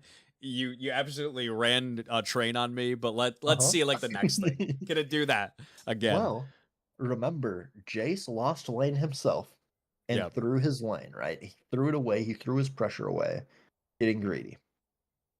Oh, no. And man, look at this. We have the mid lane blind, and the top lane blind from the other side. Interesting. So this makes me wonder, do we see Fuyu go for something a little bit spicier here in round 2 in a Samira? It definitely opens up to leave AD for the second half here. For the 5th even, because Samira Yeah. is one that you don't want to pick until you see everything. And this is a Swain bot. This is almost guaranteed a Swain bot. And yes, Jace can be a flex. Jace can be a flex. We'll see if what they opt to pick here. They can pick jungle or they can pick top here. For the side of homies. And I expect to see support, probably. Zilly! Oh! Disgusting. Wow. Disgusting. Ew. I'm sick. I hate playing against Zillion. Okay, so Scorch is going to play a literal snowball comp. Not in the traditional sense of snowballing a game, but I'm just going to run at you and you're going to die. Yeah. And you have no fucking choice. It's like 5 Vladimir comp. God damn it. Oh. And they pick AD carry Jeez. here. You pick Jinx into that? No shot, man. No shot I want a part of that. You're not long range enough. Like, I am 10 out of 10 picking Ezreal, and I'm not playing you in lane phase. Yeah. It's so easy to get hit by a lot of this, Zillion double bomb. Swain pull every 5 goddamn seconds. Well, especially when you had picks like Zeri available, you had the Zaya available. Sure. I know for sure. Like Swain is a pain in the ass. Like they're thinking that they really need to be able to push through the Swain and pop And this him. first ban is a Maokai ban. Mm-hmm. And then we see the Gnar. That's a good ban. And we'll see if it's like a Camille or something here. I have to hide my camera real quick. Yeah, no problem. I'll be back in a second, chat. I'll miss you. Let's see. And the J4 ban for Homie Humpers, they're looking to get that. Yeah, I mean J4 is just like the king of early. So we still have Ahri available and Orianna. Yeah, crazy. And they see the matchup. So I mean, it seems like they're calling it a Swain mid. They're just bluffing it to be Swain mid, and there's a Talia jungle ban. Soup getting 2 bans this game. Talia is actually that's a really nice ban here. Yep. Loki like sleeper ban. They got a Jace, they got a Swain. I mean, they already have that low range. Very similar to the Nocturne. Yeah. And here comes the Ivern. They're playing a fucking Jinx comp. No, he's not playing Shake-Up. You're fucking He's not. He's playing Ivern. Diana! Play fucking Ivern. Oh! God. I'm not gonna lie to you, I liked the Ivern. The Ivern was pretty good. Oh, the Ivern was great, man. Impact your Jinx to do whatever the fuck she wants. Hold on, I'm gonna message Soup and call him a pussy.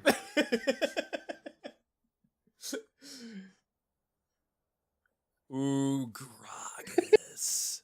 Bruh. How do you kill this comp? I wonder what they round out with the last pick. But God, this is Jinx v so many tanky targets. Yeah, bro. So you need something really strong out of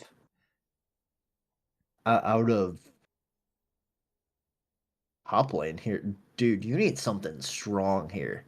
I'm very curious. Yeah, they need something that just straight up beats this Jace. I mean, that's pretty much it. They already have set up a Nivea to be able to kind of just cancel anything that they kind of want to do. Gragas has like a beautiful in to stop a Nivea and try to single out targets, but like, they gotta find. There it is. Okay, Fiora. All right. So this is again going to reflect a lot on the snowballing top. Yeah. But this is not the game where snowballing top equals GG. Yep. For homies. For Scorch, if Jace snowballs, game's over. Period. Scorch's Yeah. comp is going to run at you and say, do something. And if you cannot, then it's over. My camera's back. I don't know why it's not showing. It's being weird. I think I have to click on it again. There we go. Okay, cool. So yeah, like, truthfully, Scorch won draft. I like Homie's comp because they have a lot of... They just have too many different things they can do. Like, they can 1-3-1. They can all in, but not Fiora. They can just wave clear. They can... Like, they can 1-4. If I'm the homies, I want Fiora ahead. I Yeah. dedicate everything to Fiora getting ahead. Oh, it is the flex. It's a Mumu jungle. Wait. Wow. Oh, damn. Yeah, this is the Gragas top, bro. Okay. Mr. Johnson pulling it out, bro. Okay.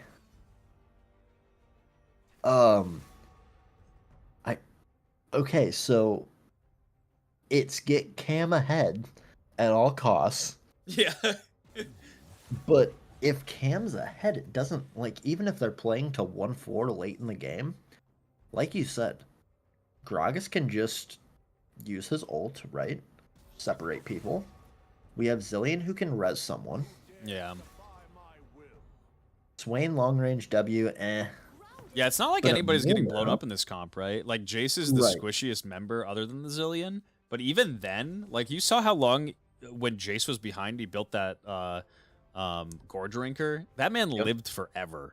Yes. No one's getting blown up here. So Yes. So I'm very curious as to how the homies, like, the homies have to win this off a snowball. yeah. I can see Suit being everywhere because he's playing Diana, comfort champ. I can even see them getting ahead top. But I mean, you can buffer a lot of your abilities as Gragas too. So we'll see how good Lionel Johnson is with some of those. You know, buffer the flash E so it's instantaneous. You hide your W animation. You know, small things like that. That you have to do the higher up you get to play that champion, or else you become kind of depressed. Yeah. But yeah, like, the homies have a much tougher time here, especially with Jinx, because Jinx can't just like, later in the game she can. Don't get me wrong, but like all lane phase, it's gonna Jinx- be just Yeah. She has harassment. a really, really important laning phase here. Like, if things Absolutely. go sour for Jinx and Swain Zillion get ahead, I mean, forget about it. You can have Fiora, like, massively far Yeah. ahead, and it would take them a lot to be able to stop her from realistically, you know, just tearing through top lane. But, like, if Jinx is behind and anybody else on the side of Scorch, like, if Swain is ahead, they can't... It doesn't matter if Anivia is ahead. Like, none of it matters because they are going to absolutely Because- ruin them in this 4v4. Think of what you do. You speed up a Zillion to anyone on your team. Maybe it's Swain. I don't know. Who cares? You speed up. You say, no, you can't just wave clear for free. Yeah. In worst case, you burn Zillion ult. And that's probably it. Like, unless they find a great engage afterwards on the side of homies, like, it's, like, this is a very, very tough late game comp to play against. Yeah. That Scorch has drafted, and this is worse than playing against like the Seraphine bot, because Swain has kill pressure and a hell of a lot more poke. You know, it just takes one E to burn a flash to. I mean, like, you almost want to run cleanse as Jinx, but you also don't, because it's like, okay, if I get hit by 1 CC, I'm fucked anyways. Right. If I don't instant cleanse and, like, like- Gragas has flash belly slip, like, it's so rough. But what do you take? Like, you don't really take Ghost because you're Jinx, right? Like, you can. You know, don't get me wrong, you can. You can take heal. You don't take exhaust. Yeah. You don't take, like, you're in such a lose-lose situation as Jinx is gonna have a fucking awful game, and it sucks. But like, what are you gonna do? Like, look at the I shit. will say that if they don't dedicate, like, if Cam is just playing his game and is able to read this Gragas, because if he's not like flash belly slamming him, and he stays like at a reasonable, like if he's playing a little bit more of a weak side, and not just being incredibly aggressive into the Gragas, if they're able to shut down this Swain and have Diana have kill pressure in bot lane to get Jinx ahead, that does become a little bit scary. Yeah, I mean, maybe that's the key is getting Jinx ahead. Maybe it's even getting a Nivea ahead because Nivea can one-shot people if she's ahead, right? True. Like, QE does a lot of damage. But again, you're right. Like, a Jinx ahead can be nice. Like, all of these champions on the side of homies are nice ahead. But which one is going to which one's gonna win the game? And I'm very curious to know what their thoughts are with that. Because if it's Again, Fiora, it's saying like, hey, we're not fighting. I mean, that's pretty much what it comes down to. Because once Fiora like, gets in that 5v5, Zillion like takes away so much from her. You know what I mean? Unless they're yeah, massively ahead. yep. They're in a. This is gonna be a good game. I'm excited to see how the homies respond to this draft. Chat, what are we thinking? Are we going to game 3, or is it going to be the 2-0 sweep? Is that a question for me or chat? Both actually. Yeah, both. If I had to put my money on it, I would say it's a sweep based on draft. Because again, I think if Cam gets as massively ahead this game, since it's not Jace top, it's almost even less. It almost matters less. Yeah. It's phase Right. rush Krog.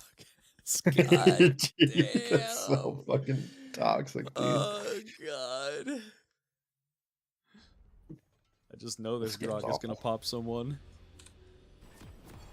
Alright, here we go. Game 2, ladies and gents. I haven't even thought about the level 1s. They are pinging it out. I mean, I would be going if I'm Scorch, I think I want a level 1. And if I'm the homies, I do not. So this is a decent call, but Jinx not the does right have person Ghost to lead. here. Oh, if And the they... Mumus shouldn't start Q. Nice. Oh my gosh, Oh, wow. flashes for it. Yeah, a Mumu flashes forward, does have to start Q, so he is not going to be able to just solo a camp here himself. He's going to need a leash. A Mumu with a good ward there to see where Diana's starting.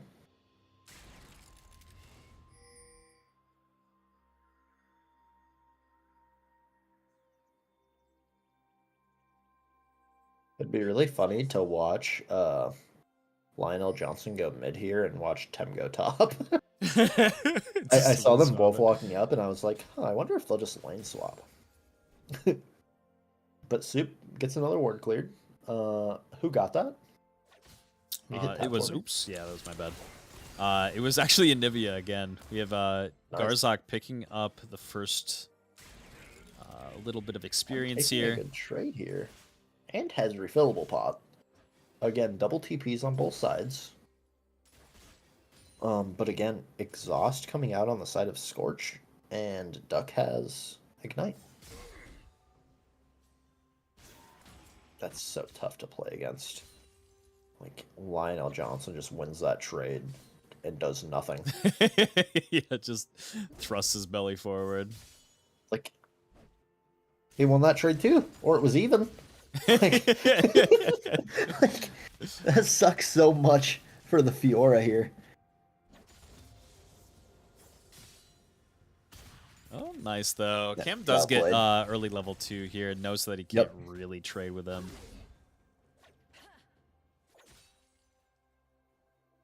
Here comes level 2 for Lionel Johnson, and it's not really going to do anything here. man. Barely missing here. Yeah, Swain E gives me anxiety. I Anytime I know, see it dude. thrown, I'm like, bro, this thing has the weirdest hitbox in the entire game. It's almost as bad as Nautilus Q, man. Every time. And we see Jinx went bone plating? Huh. Interesting. That is interesting. So, ideally, you want to do that in an all-in lane. You don't really want to do that against a poke lane because, well, you lose its value every time they just decide to not go in off that poke. Yeah. In Jinx's defense, on any given Swain E, they can go in. True. That's fair. And there is kill pressure there, truthfully. Nice grab from Swain here, and just look at that. Oh, God, that layered Like- damage is so silly. Through bone plating that time. Because Leona also had bone plating. And look at Gragas just be able to defend his vital there. Like, it's so awful. Like, if I'm Cam right now, I'm just like, okay, I guess I'm not playing. Like, Yeah. this fucking sucks. Oh, man.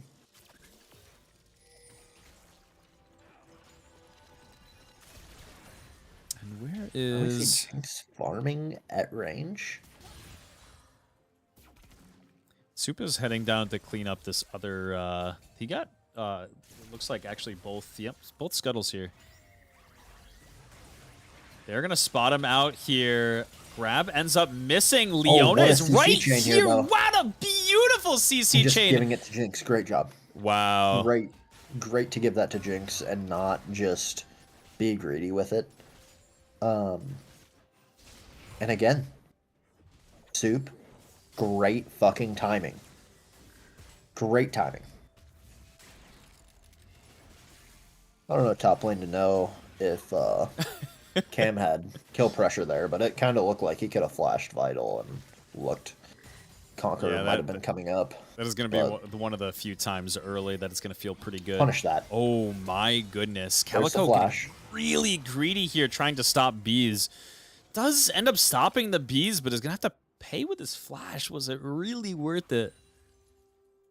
They do have a Mumu here. If they can... I don't think it was worth it to stop their backs by red here. No, especially... I think it's kind of bad. Yeah, it is definitely not the trade they're 'Cause looking for here. now blue, like Swain just has this at his finger, like he can freeze it as long as he wants now.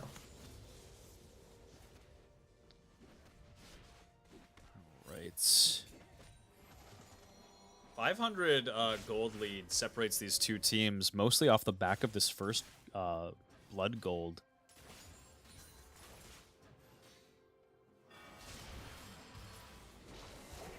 I mean, similar farm all around. Oh, Great flash Garsock's from gonna have to Garsock there. flash out, yeah, just to keep herself safe.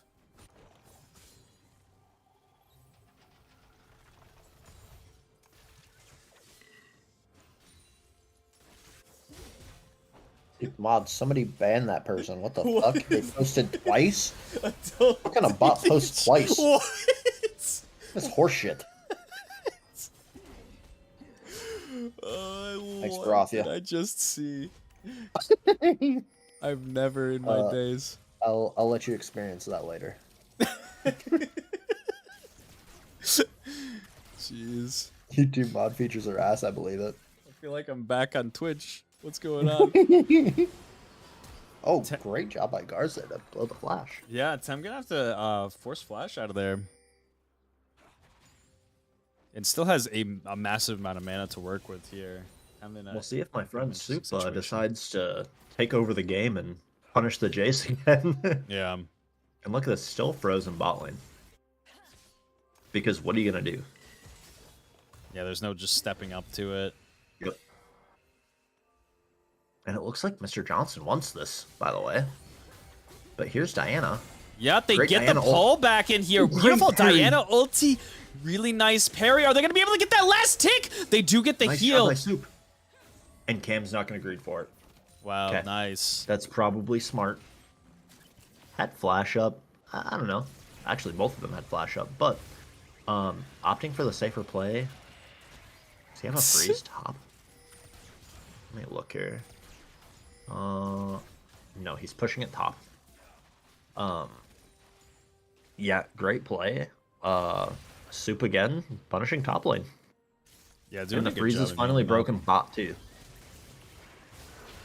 Ooh, Boonstra gonna Swain says it's ulti fine. right in here. They're gonna have to hyper-focus this Jinx, but she is just so healthy. And Calico does not have level 6 to be able to revive. That? What? It was a choice. That's just the first blood death, no? Yeah, I mean, Yeah. kinda. Yeah. Kinda. I mean, because Jinx there was not level 6. Yeah, no, Jinx So I was thought it not was level kinda... thought it was kind of a wrap, but... It kind of looked initially pretty good, but I think Jinx had like a full ramp up on her Q, and you just saw how much damage Boonstra took before he even got in. You better watch yourself, Sod. Better watch it, buddy. My Swain's god tier.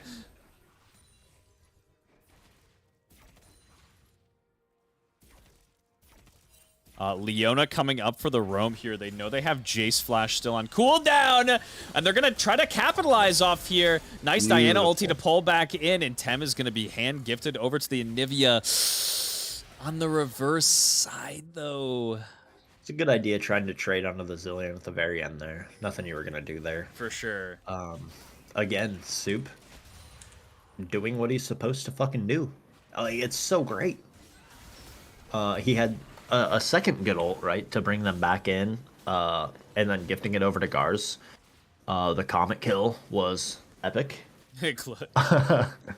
But, yeah, you know. Oh! Zillion just fucking gambled and lost. Well, take out alone tomorrow, I suppose. Yeah. I'll sleep that one off. Yeah, we're gonna pretend that one didn't happen. Interesting decision by Zillion not to just be safe there. But here we are top. Gragas doing nothing and winning the lane. Look at me. I'm scary. And yeah, gives him a big cue that he's getting ganked here. He's in a He's bad gonna start to spot here. yeah, Jinx yet again without her support, pushed up to tower. I mean, no flash, nothing. You know, you're playing towards that wall, and it's a good heads-up play by Boonstra and Calico to throw your skill shots to where she has to walk up. And then here we are top. Good Gragasar, parried, nice. Nice parry. Mumu follow-up. Yeah, they get the dash forward. Soup gets a double ulti here on the Diana. They're going to start to chunk down Lionel Johnson. Kakashi's going to have to run away here. He's not even guaranteed to get out. Soup does not have any mana. But yeah, they do have the vitals available. Go for it. Is it enough? Soup didn't commit. They were on the different pages there. Yeah. The Soup needed to tank that for Cam. And it was a kill. Oh, Jinx ulti. Nice try on the Jinx rocket. Yeah, this is the one. All in all, yeah, go ahead. No, just a good play all around top side. Yeah. Again, Soup there, right right when he's supposed to be. I think Soup is Soup is doing very well, being in the right place, right time. This is very different from solo queue. Don't get me wrong, but like, holy shit, he is fucking going off. The one thing I will say is everything is going so well for Homie Humpers. Yes, but this is exactly what they need. But the one thing they have to be careful of, the one thing that they can't let happen, Swain can't get big. Like, that is the one thing. I mean, he's getting close. Yeah, he's getting close. Jinx is picking up kills. It's going to be very valuable, but yeah, that's the one thing that makes this game scary. Cam did not get the parry on that slow. It was a good look. But now he gets to back up and it's okay. Oh, and this is bad. Still no flash here for Jinx. Yeah, still no flash. Duck is not going to get snared here or stunned up. So they get the ghost out and say that's fine. Good non-overcommit by Scorch here. But that could have been awful for the homies. 3 straight Jinx deaths would have been awful. Here's Soup with a contest here. Knows he's safe and wins it. He gets it. Kakashi coming in is not actually going to be able to connect. He flashed away from the Anivia, yeah. Yeah. Not much he you was can scared do. He was going to get bursted, yeah. I mean, well played by The homies again. Oh god. Little bomber Boonstra running at people. Oh man. Boone is sick AF, love that dude. Dude, I would like Boonstra if you would fucking play the lane phase against me. Jesus Christ, man. If you're listening, Boonstra, fucking fight me in lane, you little bitch. Let's go. Please, I'm begging you. I get so bored in our lanes. I'm just sleeping. And then I lose the game. And a great Thames flash with by the, Tem there. yeah. Nice Great insta reaction. flash.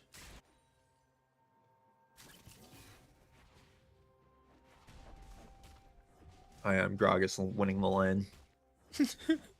Oh, look at me. I get 2 tower plates. I'm just going to E when you dash at me.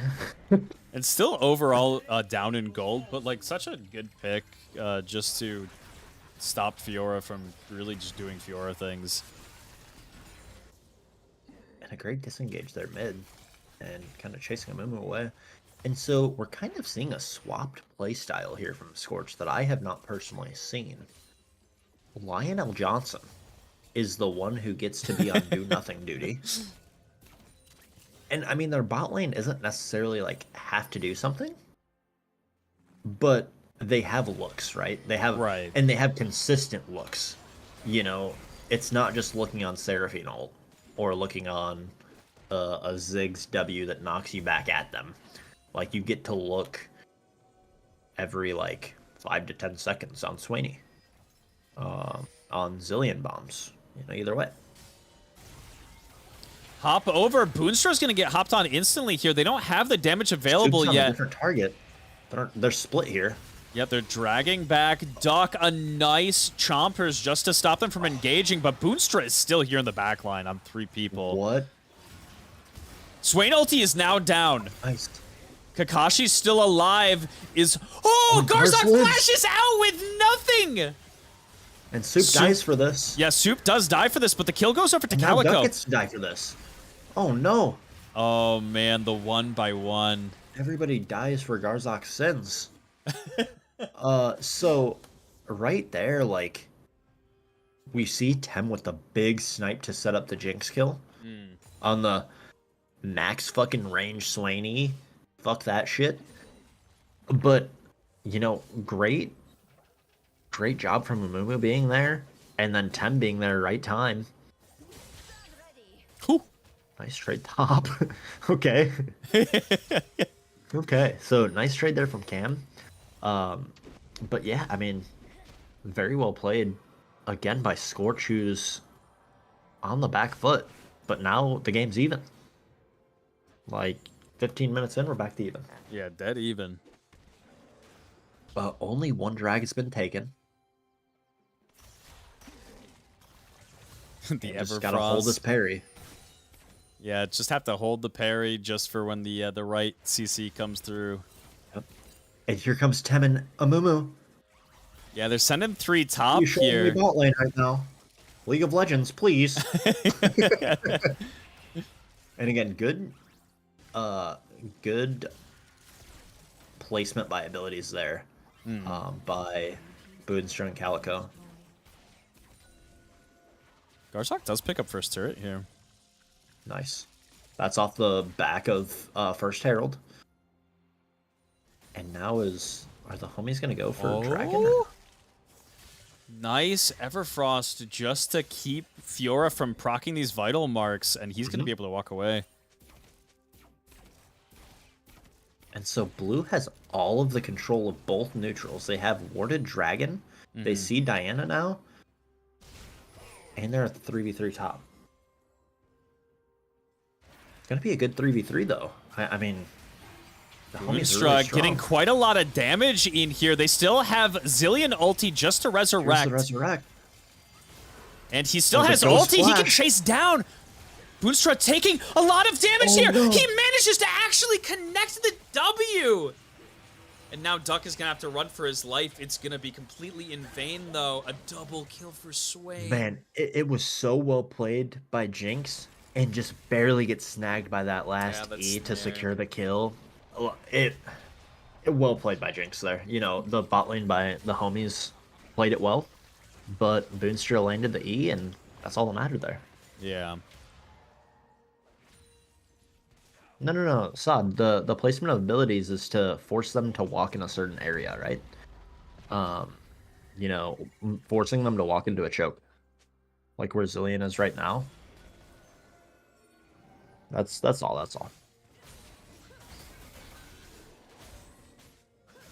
All right. This guy's coming at me, and he said, "Sneak in, a compliment of me. I want on the radar." Shut up, Sod. Mid gap. Oh no. I hate it when mom and dad fight. Question is, who is dad in this situation? Well, Sod can't defend himself, so it's me. Let's go. Second dragon at 18 minutes here is going to get started up by the homie Humpers. Everybody is in this area. And all I can say is that we're not going to have a Cloud Drake soul for this game, so that's pretty cool. That's a W. But will it be Chemdrake? Oh, God, yeah. Stay tuned. Chemdrake or Infernal? Please be Infernal. It's crazy. The amount of drag prio these teams have is, like, negative. Good wall by Garzak, just not quite far enough out. Yeah. I know who's going to secure the... Grabbing the scuttle. Duck is looking for this trade, but they don't have anybody in the area, and they have the scuttle advantage. Boonstra just looking to ulti in here, and my lord, melted. Bot lane gone, dragon secured. There's not anything on the map that they can get now. I believe the kills were 6-2 in favor of homies to start this game. And we are now at 9-7. And 8 of the 9 are on the bot lane. It's tough. But this is what happens when Swain gets ahead and he can just run at you. Yeah. You know, like... There's no counterplay. There's no consequence. I mean, there was almost consequence when they killed him off the Zillion ult, but again, they won that one too. All right. What's the soul? Do we know? What is the soul actually? Check. I'll check online. Is Chem? FF. Of course it would be.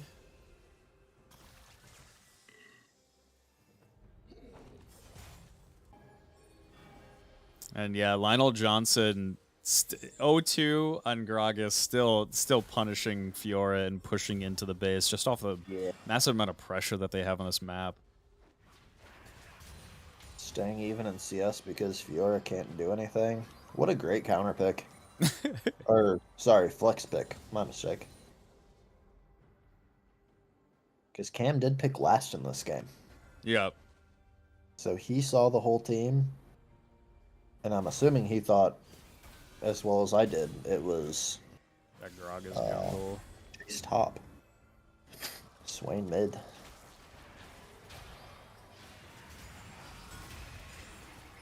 Garzak getting stunned up here, taking 3/4 of her HP. Soup now in a really interesting position, gets grabbed up by Boonstra. CC'd for 5 seconds straight, my lord! Beautiful. Beautiful. Flashy there from Gragas. Jeez.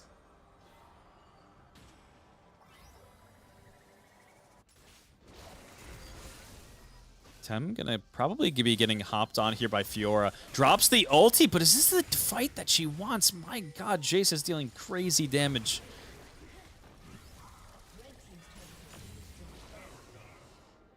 Great Jinx Rocket. Nice try there. And it's looking like it's slipping just a little bit further and further away at each fight. 7 minutes later, and it's a 3K gold lead to blue.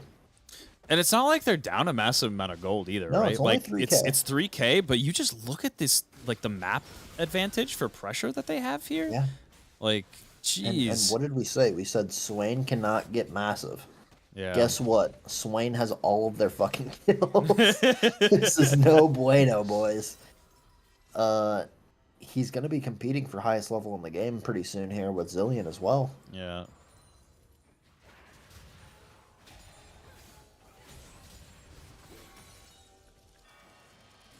But here comes the homies just being able to perma wave clear all of this.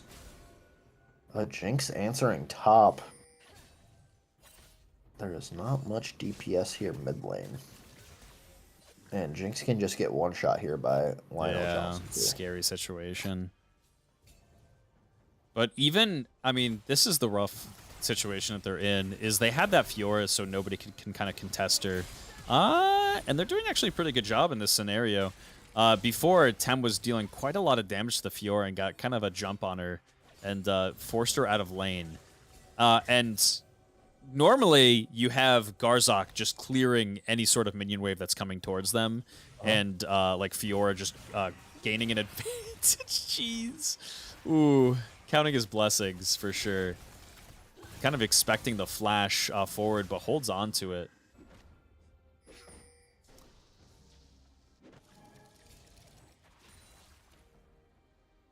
But yeah, it's pretty dicey.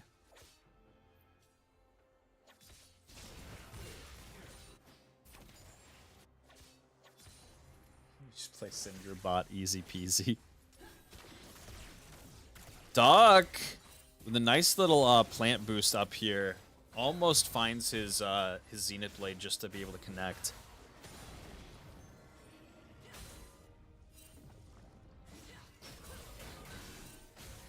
And this next dragon is up in 6 seconds. Blue has the absolute route into the dragon here.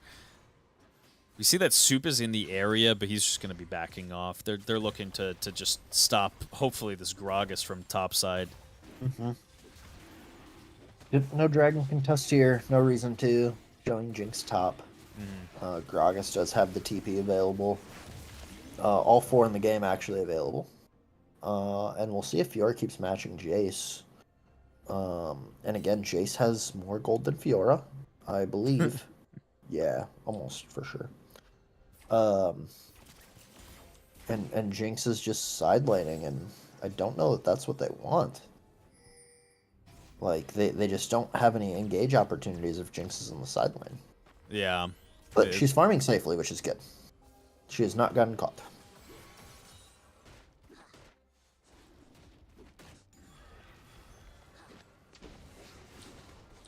Next we have this Baron.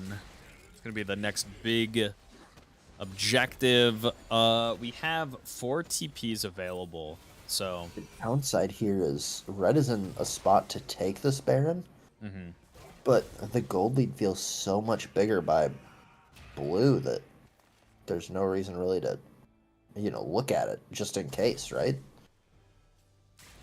It's scary with how one-sided these fights have been so far.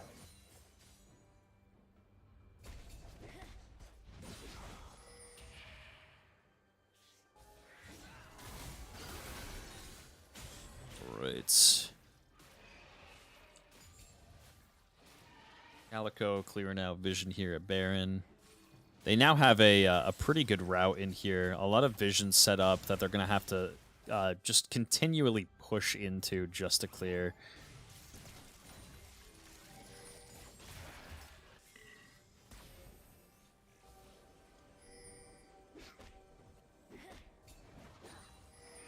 Jinx. And yeah, they're just going to start it up. Yeah, it's only the Jinx Leo here. Soup is now coming in. They have TP dedicated from the Jace. Fiora still has not TP'd, and Baron is now at half HP. It does become a little bit sketchy when you're going to 50-50 this Baron. They have to look for the fight. They get a triple snare here. Soup is going to find a way in. Anivia steals the Baron, and they get away for free.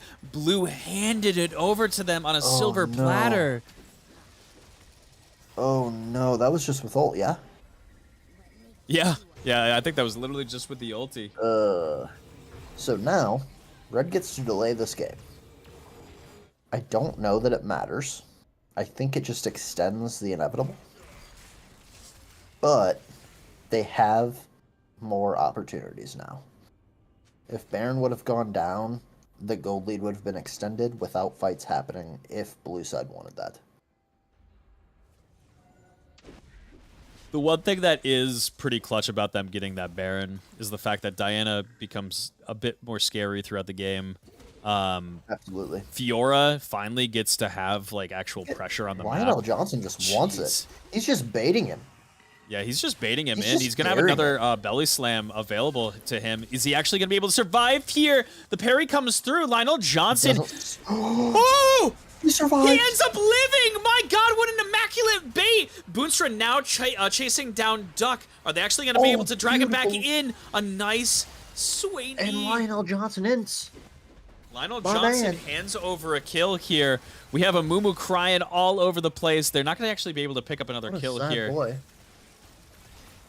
Jinx still has Ghost available.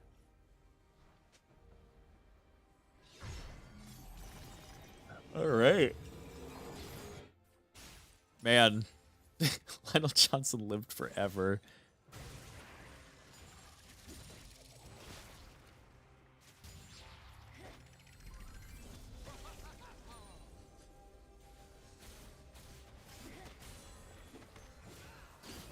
All right, Kakashi getting hopped on by Soup here, just contesting vision. And so far, this Baron has not gotten to do a whole hell of a lot. They got it off of their side laner, which is kind of the big thing. They traded 1-for-1, but if you are Scorch right now, you're pretty happy with that. Yep. Dragon up in 27 seconds. Lionel Johnson being a little bit sneaky here. Finally gets pinged out by vision. And this is one thing that Scorch does from time to time. They had Zillion get that wave start to push mid because he just has wave clear. And that's not something you can just traditionally do with a support. And it's an adaptation that they kind of use because they play so much as a team.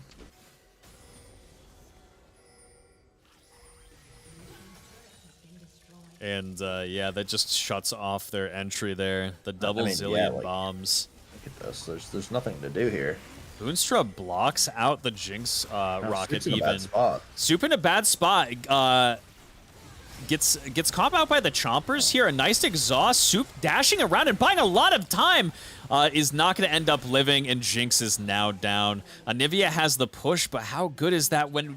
Oh, yeah, she's going to have to TP nice in. Parry. Really beautiful parry here. Gets ult. the ulti. Has a massive amount of healing. Is it going to be enough? The Zillion free farm in the mid lane pays off. He kills with the bomb. Oh, man. Again, way. just so well played. Like, the coordination here. 3 people living at 10% HP. Like, you can't make this shit up. Like, Scorch plays so well as a team, man. Yeah.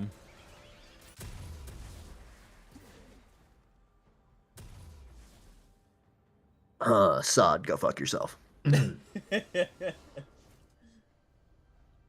Eat shit. Alright. Next objective available is this Baron in 1 minute and 45 seconds. The gold is so close, but this game feels so hard in the fact that this Swain has his full completed Zanyas, and he is massively ahead. Gosh, 3 items Swain, 3.5 items Swain. Fuck. 2.5 item Jinx.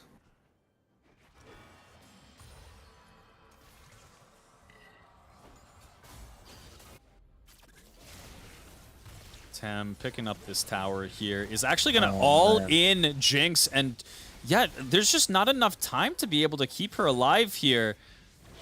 Fiora does end up actually picking body slam up again. Body slam Lionel again. Jansen. Outplay him. Outplay him with the body slam. What are you doing? What are you waiting for? There's the last proc. He What? flashes for. Oh, it looked like it was gone. But yeah, it does end up picking the fourth proc here. Look at him go. Lionel Johnson somehow still alive here with the phase rush. Finally goes down. And now they're in a terrible position. They're just one after one trying to save one another. Boonstra doing quite a bit of damage. But he's running away from Fiora, and that's exactly where you want him to be. Fiora is just right on top of Zillion and Swain, just chunking down damage. Boonstra running away. He has ulti. Is it going to be enough to actually be able to take this fight? He hits the Zhonya's. Oh, nice Flashes flash. out. Oh! My God, Boonstra, you monster! Fiora still chasing here. Slowing her down, but she is still chasing. The bee smile. The bee happy. Oh my God! 1,000 gold onto Fiora. That's massive. Okay. We have a game. Okay, so Scorch kinda swapping roles here. He fumbled Nice the bag a little. Yeah, it's Scorch's turn to throw so we can get a game 3. And now the chase again. Oh. Does not get parried out. He still has it available to be able to keep himself safe here, though. And Lionel Johnson knows it, so he's not overcommitting here. He doesn't want to make the same mistake, get parried, and die for free again. And Baron is up. Blue team is in a better spot to do Baron right now. And Anivia's going back. Or maybe she's not going back yet, but she does have Rabadon's Death Cap available for purchase here.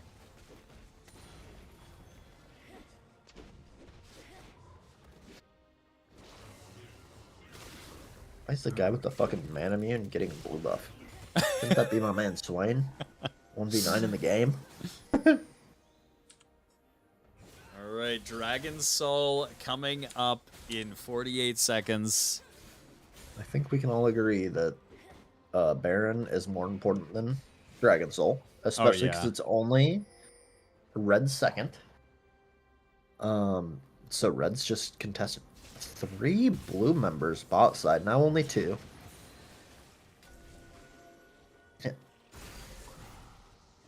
Boonstra's just kind of dancing around bot half here, finally comes up mid. Red's pinging it out. They want this Baron, and why shouldn't they? Blue's just kind of dancing around here, and they're going to have to walk into this pit without vision. Fiora is taking quite a bit of damage, however, and Jace is just going to try to throw some abilities, just get them off. Just coming up. And Garzak has hers as well.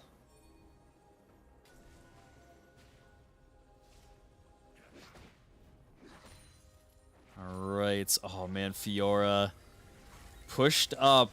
Does not know that there are 4 members just prowling here. Jinx ult wasted checking if they were sneaking a Chem Drag on the other side. Soup. He's going to have to dodge out of this Amumu Q if he wants it. And now they're going to start up this dragon? Yep. And Blue's just going to call their bluff and say, you're not going to do this. You're not going to walk into us. Really well played, just kind of bluffing and just showing pressure constantly here. Yeah. And now they're just stepping up. Soup alone here. He has the blast plant to get himself away. And now Kakashi's going to have to do the same to get out. And Lionel Johnson's staying down here. And it looks like Fiora... Okay, so Fiora has Hullbreaker here, so Fiora wants this. Yep, and gets the parry. She does get the perfect parry nice here. Ult. That ult was very, very well hidden there by Gragas. Yeah. Well played. And now they're starting up this Baron. This is the on the back of where Red was able to make their comeback in the beginning here. here. TP flank. Yeah, Fiora's got a massive TP flank in here. They're waiting out. Okay. Amumu does secure the Baron, but is Tem gonna be able to survive this this fight here? She dies here. He's getting ticked down. Do they have? They need to focus Boonstra's Boonstra. still alive. Boonstra is so Boonstra's healthy. 1v9 here. Oh my goodness. Boonstra taking a lot of damage. His ulti finally goes down. He hits the Zhonya's. Lionel Johnson coming for the Jinx. Jinx, keep an eye on her here if she actually survives. No. Swain died at the last tick of Zillion Bomb. Or Zillion ult. Lionel Johnson hits the Zanyas. The barrel's gonna pop. They have to avoid it. Gets the heal off, and the Resurrect is not gonna be able to go through in time. This should be an inhib here, mid lane, and that should be it. It should just be an inhib, reset. Whew. Let's see what happens next. Another super close fight here. Even though there's 3 members alive. It felt way closer than that, that's for sure. And Kakashi, good job on the smite finger there this time around. They took the time to wait for the damage to come through and then spiked it.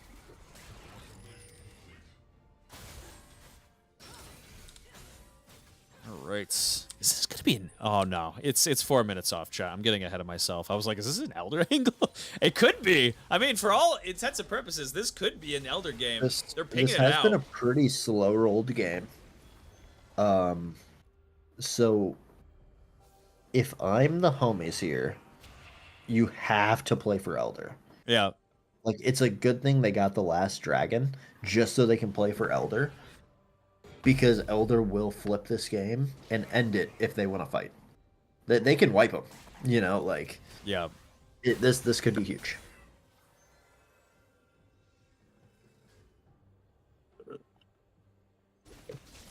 And if you are on the side of blue right now, you are definitely looking to get as many, at least one of these inhibitors down. You absolutely really, really want to get one of these inhibitors down with Baron. You really want to get this top tier 2 down here now that you got the mid inhib, right? Yep. You want to get this next free tower, create even more map pressure here. And Fiora now is to the point where she can fight the Gragas, as we see. She's consistently going for it. A wonderful parry, but it gets bopped back into the team, and that's rough. It was a great patience by Gragas there. Yep, they're going to have to send a Nivea back. Garzak trying to get back here as soon as possible. She does have TP available, but opts for the back instead, and this tower might not live until then. And it is gone. Blue getting exactly what they needed to out of this Baron already. And there's the second inhib. Gragas coming in. They're looking to end this game right here, right now. Lionel Johnson has the Zillion ulti on top of him and is just going to walk out. Oh, look at all these supers in the base. Yeah. A minute 42 on this Elder now. They can just take a nice chunk of this this farm away in the jungle here. Get a nice back in and then set up vision.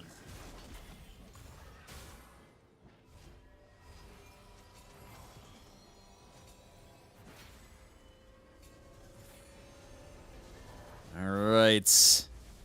They're pinging it out. They pinged it 4 minutes ago. Are they going to be able to set up vision here? They have a couple of wards just to show that they're going to be in and around the area, but they got to start to work vision out from blue. They have a little bit of time to do it, but... It looks like blue's going to be the first one there. Yeah. And that is not how you want it to be if you're on the side of the homies here. You want to be there first as red. No. And Jinx should go down here. Is just getting chunked away. Duck flashing over the wall. Soup is the next to go. Duck is getting just kind of slammed over and over by these bandage toss, just kept in the area. And this should realistically be game. This should be it, yeah. Okay, it's a 5v2 here. Garzak has to be able to stay alive to be able to wave clear, but she's going to go down under tower. And going to flash on, yeah. Yep, and that's going to be the game. Yep. Damn. Homie Humpers with a... Yeah, Cam left. Cam's like, I'm taking this game. I'm not letting you have it. Make him earn it. Man, Cam really is playing his heart out here.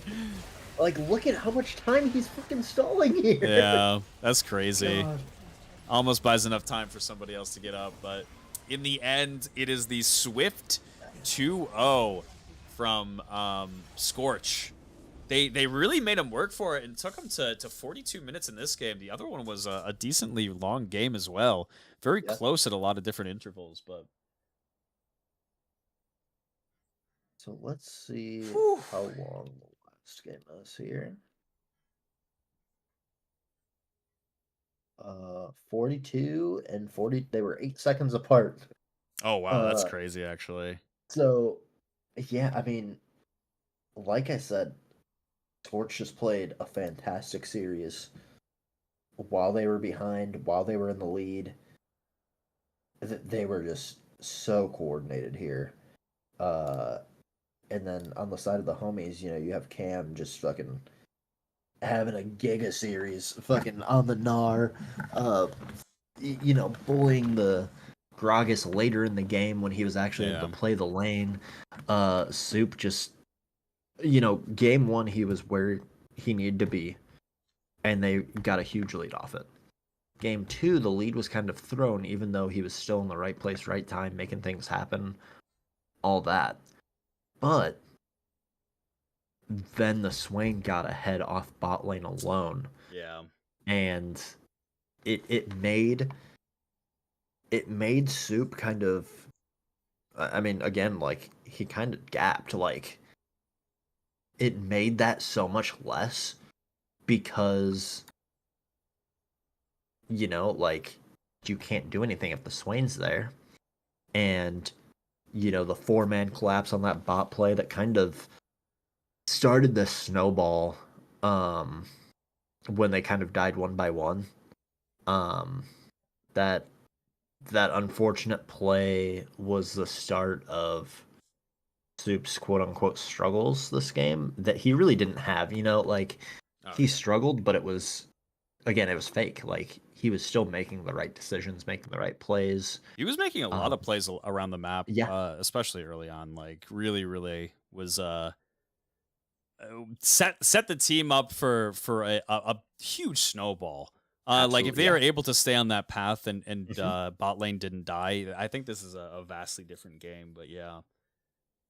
Yeah, I mean, again, like, clearly Boonstra should not get Swain, right? Like, no questions asked. Like, that was disgusting. They paired it with the Zillion. Even if it's not paired with the Zillion, you pair it with something that can chain CC.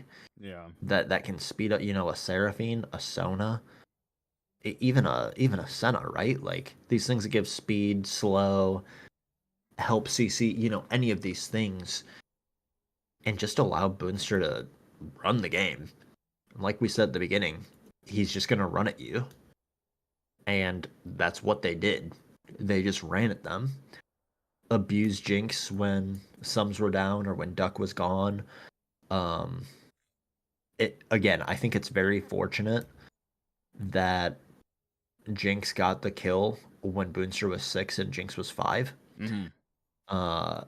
Because that game could have looked a lot worse a lot more quickly had Boonstra gotten that double kill. But a little over-eager there is what it is. And, just the team kind of helping a little bit, like the team bending but not breaking around Boonstra in the top side, in the top half. Once he started that snowball, once Boonstra was involved in that snowball, there was no stopping that. Right, especially once he got that Zanya's. It was, I mean, there was a couple of times where they really made it really close, and we're almost able to take him down without having to really exert too much. But yeah, once he hit that stopwatch, once he started hitting the Zanya's, there was that really nice flash play that he had to just stay alive for a little bit extra over the dragon. Like, it's hard. Like, what are you supposed to do? Right. Yeah, I mean, once that initial stopwatch came through, and even the play where Zillion ulted and he kept his ult up through it, and just able to clean up there, like, it was well played by the homies bot lane, but you had to kill him twice. Yeah. he's already a drain tank. Like, it's a really tough task, and they got close. And I think if they get that double kill, this game could look a lot different. For sure.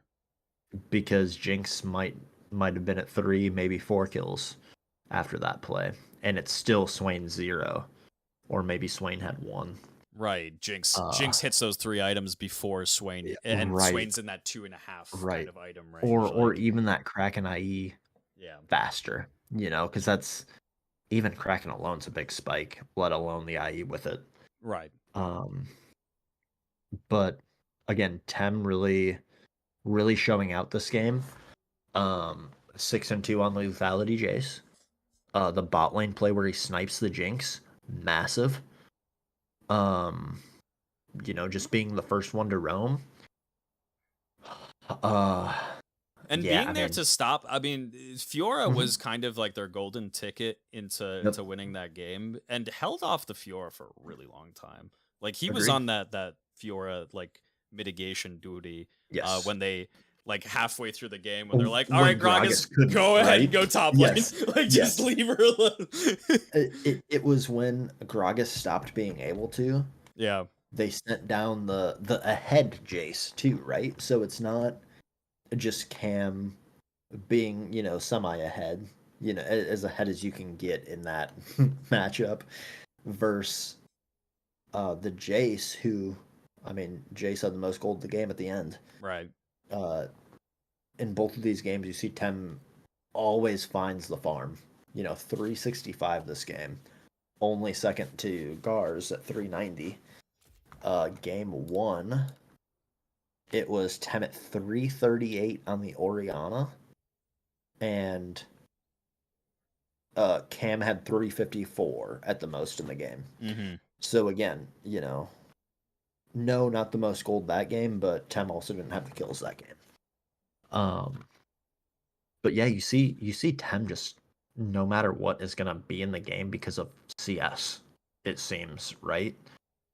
Whether Tem's in the side lane or just, getting it on their own. Like, picking up gold wherever you can on the map. Did a really good job this series just picking up gold. And you look at, he had 2k more gold than Swain, who was 13, 4, and 11. It really shouldn't have been that, but the CS was that impactful. So yeah, like, it was a great series to watch. It really showed that Scorch can play well from behind too. Yeah. Very, very coordinated plays. And again, they just played so well as a team from behind. And this sets us up in a position where, I mean, everybody can kind of lose one. We have a double elimination set up in playoffs. So this sets up Scorch to move forward, and they're going to be facing off against Sad Jellyfish. The winners bracket has to play, I think, before the losers bracket, because I think the losers from this next winners bracket go down into the losers bracket. So the loser of Jellyfish versus Scorch here is going to go play Small Brain No Mechanics in losers 3. Yeah. And then the winner of that plays... It'll either be it's going to be Scorch and, or sorry, it's going to be Homie Humpers and whoever loses from C5 from the top. Yep. Okay. Sorry, that was throwing me off a little bit. It's a little weird. Yeah, I was like, wait, what happens? So yeah, I mean, we have the homies with, another chance against, I mean, truthfully, like, us and Ghosts are two very strong teams. I would... Sad Jellyfish made second? That's fucking nuts. Yeah. In what world did they make second? In what fucking world? There was a lot of tiebreaker potential set up at the end of the season. Like it was no fucking crazy. blame, but like, where can I find that shit, man? I want to see it. Battlefly, Oh my fucking God. show. Huh? That's fucking crazy, man. That is fucking insane that they pulled second out of their ass. Oh God. Oh, Yeah, nuts, this man. is this is my favorite thing about Rec League is there's always so much shit talk. -2 coins will always bring the shit talk to the table where nobody else will, and that's why Like, when it comes to interviews, I'm like, all right, I want like Minus to say something because I want some shit. where the fuck is Boonstra? Get the fuck in this chat and face me like a goddamn man in bot lane. I don't care if you fucking wipe the goddamn floor with me. Fucking beat me. God damn it. Play the goddamn lane. Let me have fun. Don't play Seraphine. It's okay, Boonstra. I'm here rooting for you to play Zareth. Don't worry about it. Okay, well, time for me to go. Yeah, I appreciate you co-casting, and thank you to the two teams for the really good games. Yeah. Yes. And I will be casting these next couple winners bracket games here coming forward. Soup, I hope you can find the smite button. That would be very beneficial to you. That is really the only thing you sucked at the series. Otherwise, you played fantastic. You played fucking out of your goddamn mind. A Like, little bit holy cracked, shit. honestly. Holy shit. The amount of times I said, holy shit, how is Soup in the right place at the right time again? Bro, it was fucking, you ascended, bro. Bro. Fucking, that was nuts. Great job. But truthfully, GG to all the teams, like Kane said. It was fun co-casting. Thanks for keeping it interesting. Holy shit. You guys did keep it keep an interesting series. Yeah, you guys kept the hyphy from the casters. Much appreciate. I hope you all have a lovely night. Check out the sponsor. Check out the Starforge Systems, and we will see you in the next cast. Peace. See you, gamer.